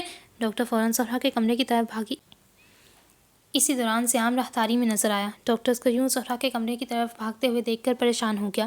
اس کا دل ایک لمحے کے لیے رک گیا تھا۔ ڈاکٹرز کو یوں زہرا کے کمرے کی طرف جاتا دیکھ کر اس کے ذہن میں بے شمار سوالات ابھرنے لگے تھے۔ ڈاکٹرز کا اس طرح آنا کوئی معمولی بات نہیں تھی، یہ کسی حادثے کی نشاندہی کر رہا تھا۔ وہ تیزی سے کمرے کی طرف دوڑا۔ اس نے عائشہ کی گھبراہٹ کو دیکھا۔ عائشہ کیا ہوا ہے؟ زہرا ٹھیک تو ہے؟ عائشہ کی زبان لڑکھڑائی۔ بھائی پتہ نہیں بھائی، آپ ہی ٹھیک تو ہوتے ہیں، اچانک پتہ نہیں کیا ہو گیا۔ زیام نے فوراً وارڈ کا دروازہ کھولا۔ ڈاکٹر زہرا کو آکسیجن ماسک لگا رہے تھے تو کوئی مانیٹر کو سیٹ کر رہا تھا۔ اچانک زہرا کی نرم آواز پورے کمرے میں گونجی۔ بابا، امی، عائشہ، سیام! اس کی کمزور آواز پورے کمرے میں گونج کر اس کی بیداری کا اعلان کر رہی تھی۔ زہرا نے دھیرے سے اپنی آنکھیں کھولی۔ سیام وہیں سجدے میں گر گیا۔ یا اللہ تیرا شکر، یا اللہ تیرا شکر ہے۔ چونکہ دروازہ کھلا تھا، عائشہ نے بھی آواز سنی اور اس کی آنکھوں سے بے اختیار آنسو بہنے لگے۔ یا میرے اللہ، یہ کیسی نعمت ہے؟ ابھی تو صرف چند لمحے ہی گزرے تھے اور آپ نے میری دعا قبول کر لی۔ بے شک آپ ہی مددگار ہیں۔ عائشہ نے اپنے آنسو پوچھے اور اللہ کا شکر ادا کرنے لگی۔ ڈاکٹر نے سیام کو مبارکباد دی اور زہرا کی آنکھوں کو اور حرکات کا معائنہ کرنے لگے۔ عائشہ زہرا کے پاس کھڑی تھی اور سیام دیوار سے ٹیک لگائے چہرہ جھکائے کھڑا تھا۔ آپ مجھے سن سکتی ہیں؟ عائشہ نے نرمی سے زہرا کا ہاتھ پکڑا۔ زہرا نے اپنا چہرہ موڑ کر عائشہ کی طرف دیکھا۔ آکسیجن ماسک میں تم کون ہو؟ اور یہاں وہ دونوں ایک پل کے لیے سانس لینا بھول گئے تھے۔ زیام اور عائشہ کو زور کا جھٹکا لگا۔ عائشہ کو لگا جیسے کسی نے اس کے اوپر ٹھنڈا پانی ڈال دیا ہو۔ زہرا کی آواز میں کوئی پہچان نہیں تھی، گویا وہ ان سے اجنبی ہو گئی تھی۔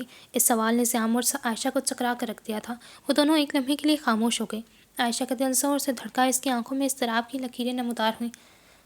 کیا اس کی بہن کی یادداشت چلی گئی تھی؟ اس کی آواز سیام کی جانب تھی۔ اس کا سوال سیام کی جانب تھا، لیکن سیام کی حالت بھی کچھ مختلف نہ تھی۔ اس کے چہرے پر ہلکا سا پسینہ تھا اور اس کی دل کی دھڑکن تیز تھی۔ وہ دونوں ایک دوسرے کو دیکھ کر بے یقینی کی حالت میں رہ گئیں۔ یہ کیا ہو رہا ہے؟ سیام نے آہستہ سے کہا، لیکن اس کی آواز میں وہ ہمت نہیں تھی جو پہلے تھی۔ دونوں کی نظریں زہرا پر مرکوز تھیں، لیکن وہ جو زہرا تھی وہ اب ان سے بہت دور جا چکی تھی، جیسے وہ کسی اور دنیا میں ہو۔ یہ سوال تم کون ہو ان کے دلوں پر ایک بوجھ بن کر پڑا۔ ایسا لگا جیسے آسمان ان کے سر پر گرا ہو۔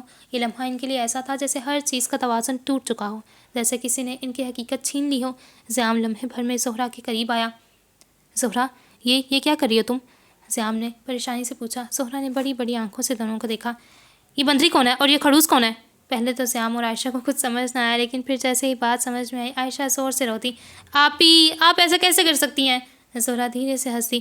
کیوں لوگوں، کیا لگا میری یادداشت چلی گئی ہے؟ زیام وہیں اسٹول پر بیٹھ گیا اور گہری سانس لیا، ایک خونخوار نظر زہرا پر ڈالی۔ یہ کوئی مذاق تھا کرنے والا؟ ڈرا دیا تم نے ہمیں۔ زہرا دوبارہ مسکرائی۔ ڈرنے کی ضرورت نہیں، خڑوس جیسے انسان کو کون بھول سکتا ہے؟ خڑوس، یہ لفظ سننے کے لیے اس نے کتنا انتظار کیا تھا۔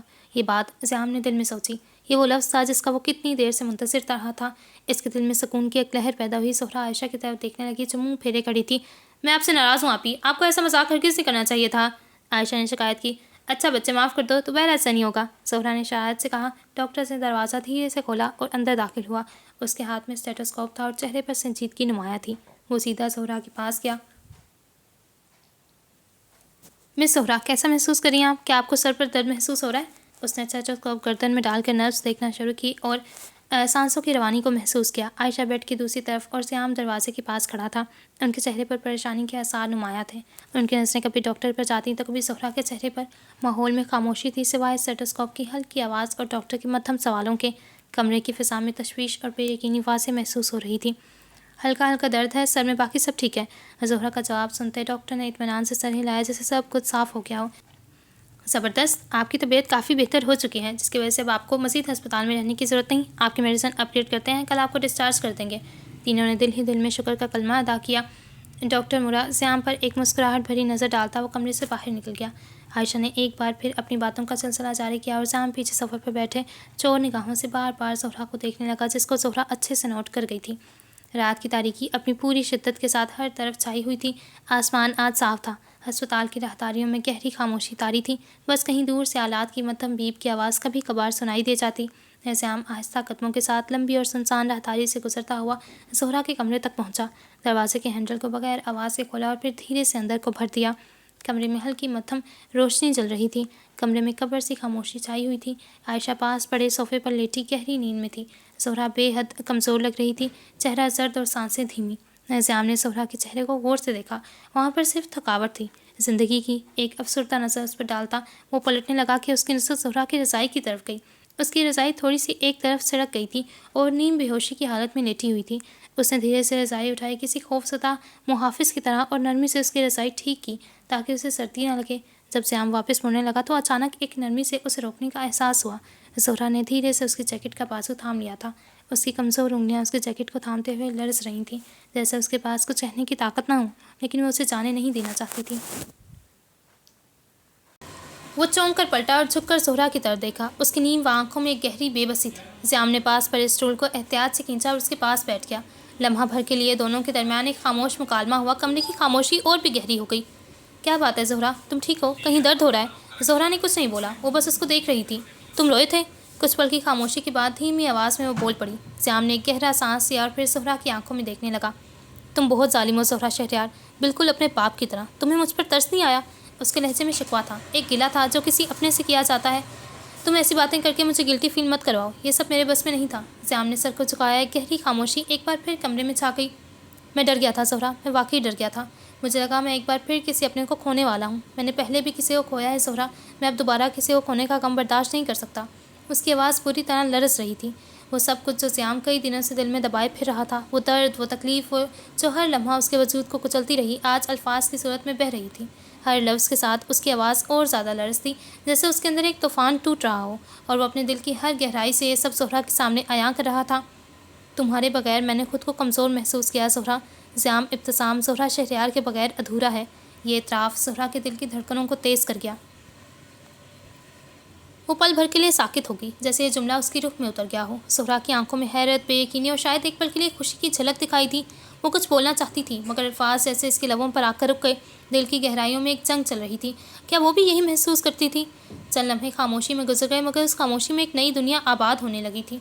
ज़ोहरा ने कुछ नहीं कहा, लेकिन उसके चेहरे की नरमी और उसकी नज़रें कहानी कुछ और ही सुना रही थीं।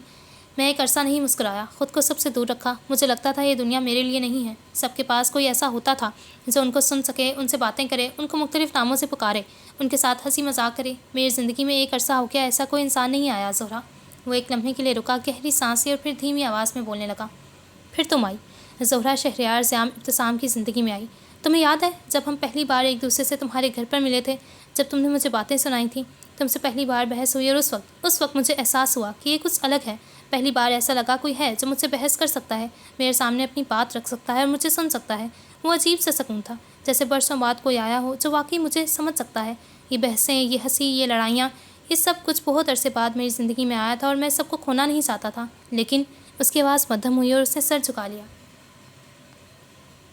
लेकिन फिर तुम सो गई और मेरी दुनिया खामोश हो गई। ज़ोहरा की आंखों में आंसू थे। ये कैसा इतराफ़ था? श्याम ने सर उठाया और उसको देखने लगा। ज़ोहरा की आंख से आंसू निकल रहे थे। श्याम ने आगे को झुककर हाथ के अंगूठे के साथ ज़ोहरा का आंसू साफ़ किया। کیا آج تم مجھ سے ایک وعدہ کرو گی؟ زیام کی آنکھوں میں ایک تمنا تھی۔ زہرا نے سر کو خم دیا۔ کیا تم مجھ سے وعدہ کرو گی کہ اب دوبارہ مجھے یوں ایسے اکیلا چھوڑ کر نہیں جاؤ گی، یوں میری دنیا کو خاموش نہیں کرو گی؟ وہ کسی بچے کی طرح اس سے فریاد کر رہا تھا۔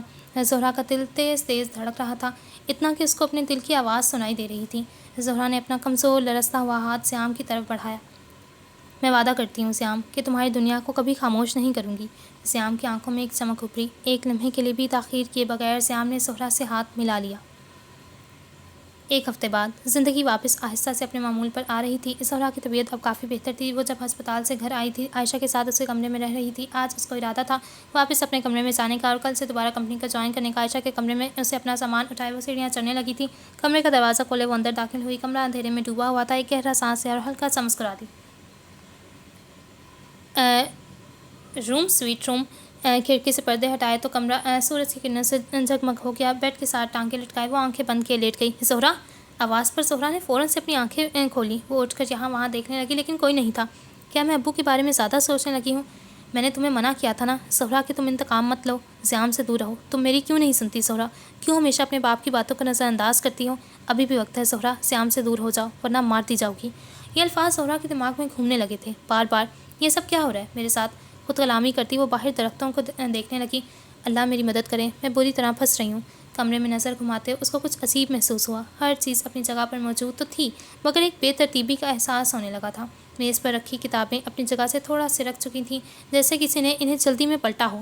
دیوار پر لٹکی تصویر ذرا ٹیڑھی لگ رہی تھی حالانکہ وہ ہمیشہ سیدھی رہتی تھی۔ کیا کوئی آیا تھا یہاں؟ اس نے خود سے سوال کیا۔ الماری کا دروازہ ہلکا سا کھلا ہوا تھا حالانکہ اسے ہمیشہ بند رکھنے کی عادت تھی۔ کیا عائشہ آئی تھی میرے کمرے میں؟ بستر پر موجود تکیہ ذرا سا دبا ہوا دکھائی دے رہا تھا جیسے کسی نے اس پر ہاتھ رکھا ہو یا بیٹھا ہو۔ یہ سب کچھ معمول تھا لیکن اس کے دل میں ایک عجیب بے چینی پیدا کر رہا تھا۔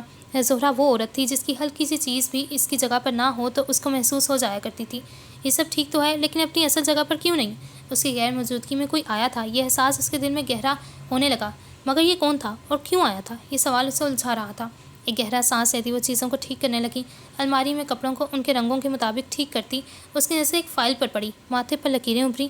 یہ یہاں کیسے آئی؟ وہ اپنی فائل جو بخوبی پہچانتی تھی لیکن یہ فائل اس کی نہیں تھی۔ فائل کو ہاتھ میں لیے وہ بیڈ پر بیٹھی۔ کیا یہ فائل کسی نے جان بوجھ کر رکھی تھی؟ کون تھا وہ؟ سوالوں کا طوفان ایک بار پھر اس کے دماغ میں چلنے لگا۔ زہرا نے فائل کھولی تو اس کے پہلے صفحے پر چند نام درج تھے، وہ نام جن کے متعلق اس نے سنا تھا کہ وہ شہریار کو جان سے مارنے کی کوشش میں ملوث تھے۔ صفحے پلٹتے ہوئے وہ ایک ایک نام اور معلومات کو بغور دیکھتی رہی۔ زہرا نے اگلا صفحہ پلٹا، اس کی نظر ایک تصویر پر جا ٹھہری۔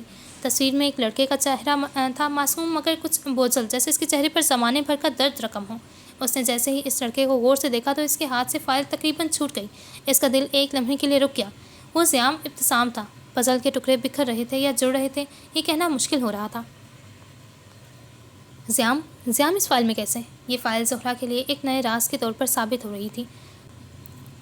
زیام تو شہریار کا اسٹوڈنٹ تھا نا، شہریار کے ساتھ اس کے اچھے تعلقات تھے، پھر یہ سب کیا ہے؟ زہرا کو لگا وہ کسی گہرے بھید کے دروازے پر کھڑی ہو جس کے پار جانے کی ہمت اسے ابھی کرنی تھی۔ سر میں درد کی لہر محسوس ہوئی۔ کیا میں کسی دلدل میں پھنس رہی ہوں؟ کیا زیام واقعی یا اس کو کوئی پھنسا رہا ہے؟ میں نے تمہیں منع کیا تھا نا زہرا کہ تم انتقام مت لو، زیام سے دور رہو۔ تم میری کیوں نہیں سنتی زہرا؟ کیوں ہمیشہ اپنے باپ کی باتوں کو نظر انداز کرتی ہو؟ ابھی بھی وقت ہے زہرا، زیام سے دور ہو جاؤ ورنہ مار دی جاؤ گی۔ آواز ایک بار پھر گونجی۔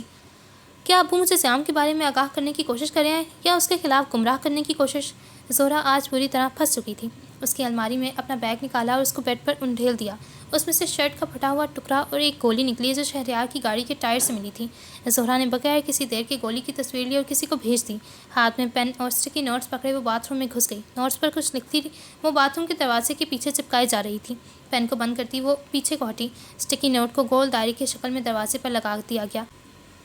زیام کا اچانک غصے میں آ جانا، زیام کا کچھ جگہوں سے غائب ہو جانا، زیام کی شرٹ کا ٹکڑا بلڈنگ کے چھت سے ملنا، زیام کو یوں چیزوں کے بارے میں بھول جانا، زیام کا قاتلوں کے فائل میں موجود ہونا، یہ سب چیزیں نظر انداز کرنے والی نہیں تھیں، خاص طور پر اب زہرا کے لیے۔ کسی پر شک کرنے کے بجائے ہمیں سچائی کو تلاش کرنا چاہیے، اس کے چھپے رازوں کو خاموشی سے کندھیلنا چاہیے اور زہرا اب یہی کرنے والی تھی۔ وہ زیام کی ان حرکتوں کو مزید نظر انداز نہیں کر سکتی تھی۔ یہ کھیل اب شطرنج سے بھی زیادہ پیچیدہ ہو چکا تھا۔ زیام اپنی حرکتوں کے پردے میں کچھ ایسا چھپا رہا جو پورے کھیل کو بدل سکتا تھا، لیکن وہ جانتی تھی کہ یہ بس ایک شے اور مات کے درمیان کا فیصلہ ہے۔ اگر وہ صحیح چال نہیں چلے گی تو مات صرف زیام کی نہیں، شاید پوری کہانی کی ہو جائے گی، لیکن اگر وہ کامیاب ہو گئی تو شہ مات سے پردہ اٹھ جائے گا، ایسا پردہ جو شاید دونوں کی دنیا کو پلٹ کر رکھ دے۔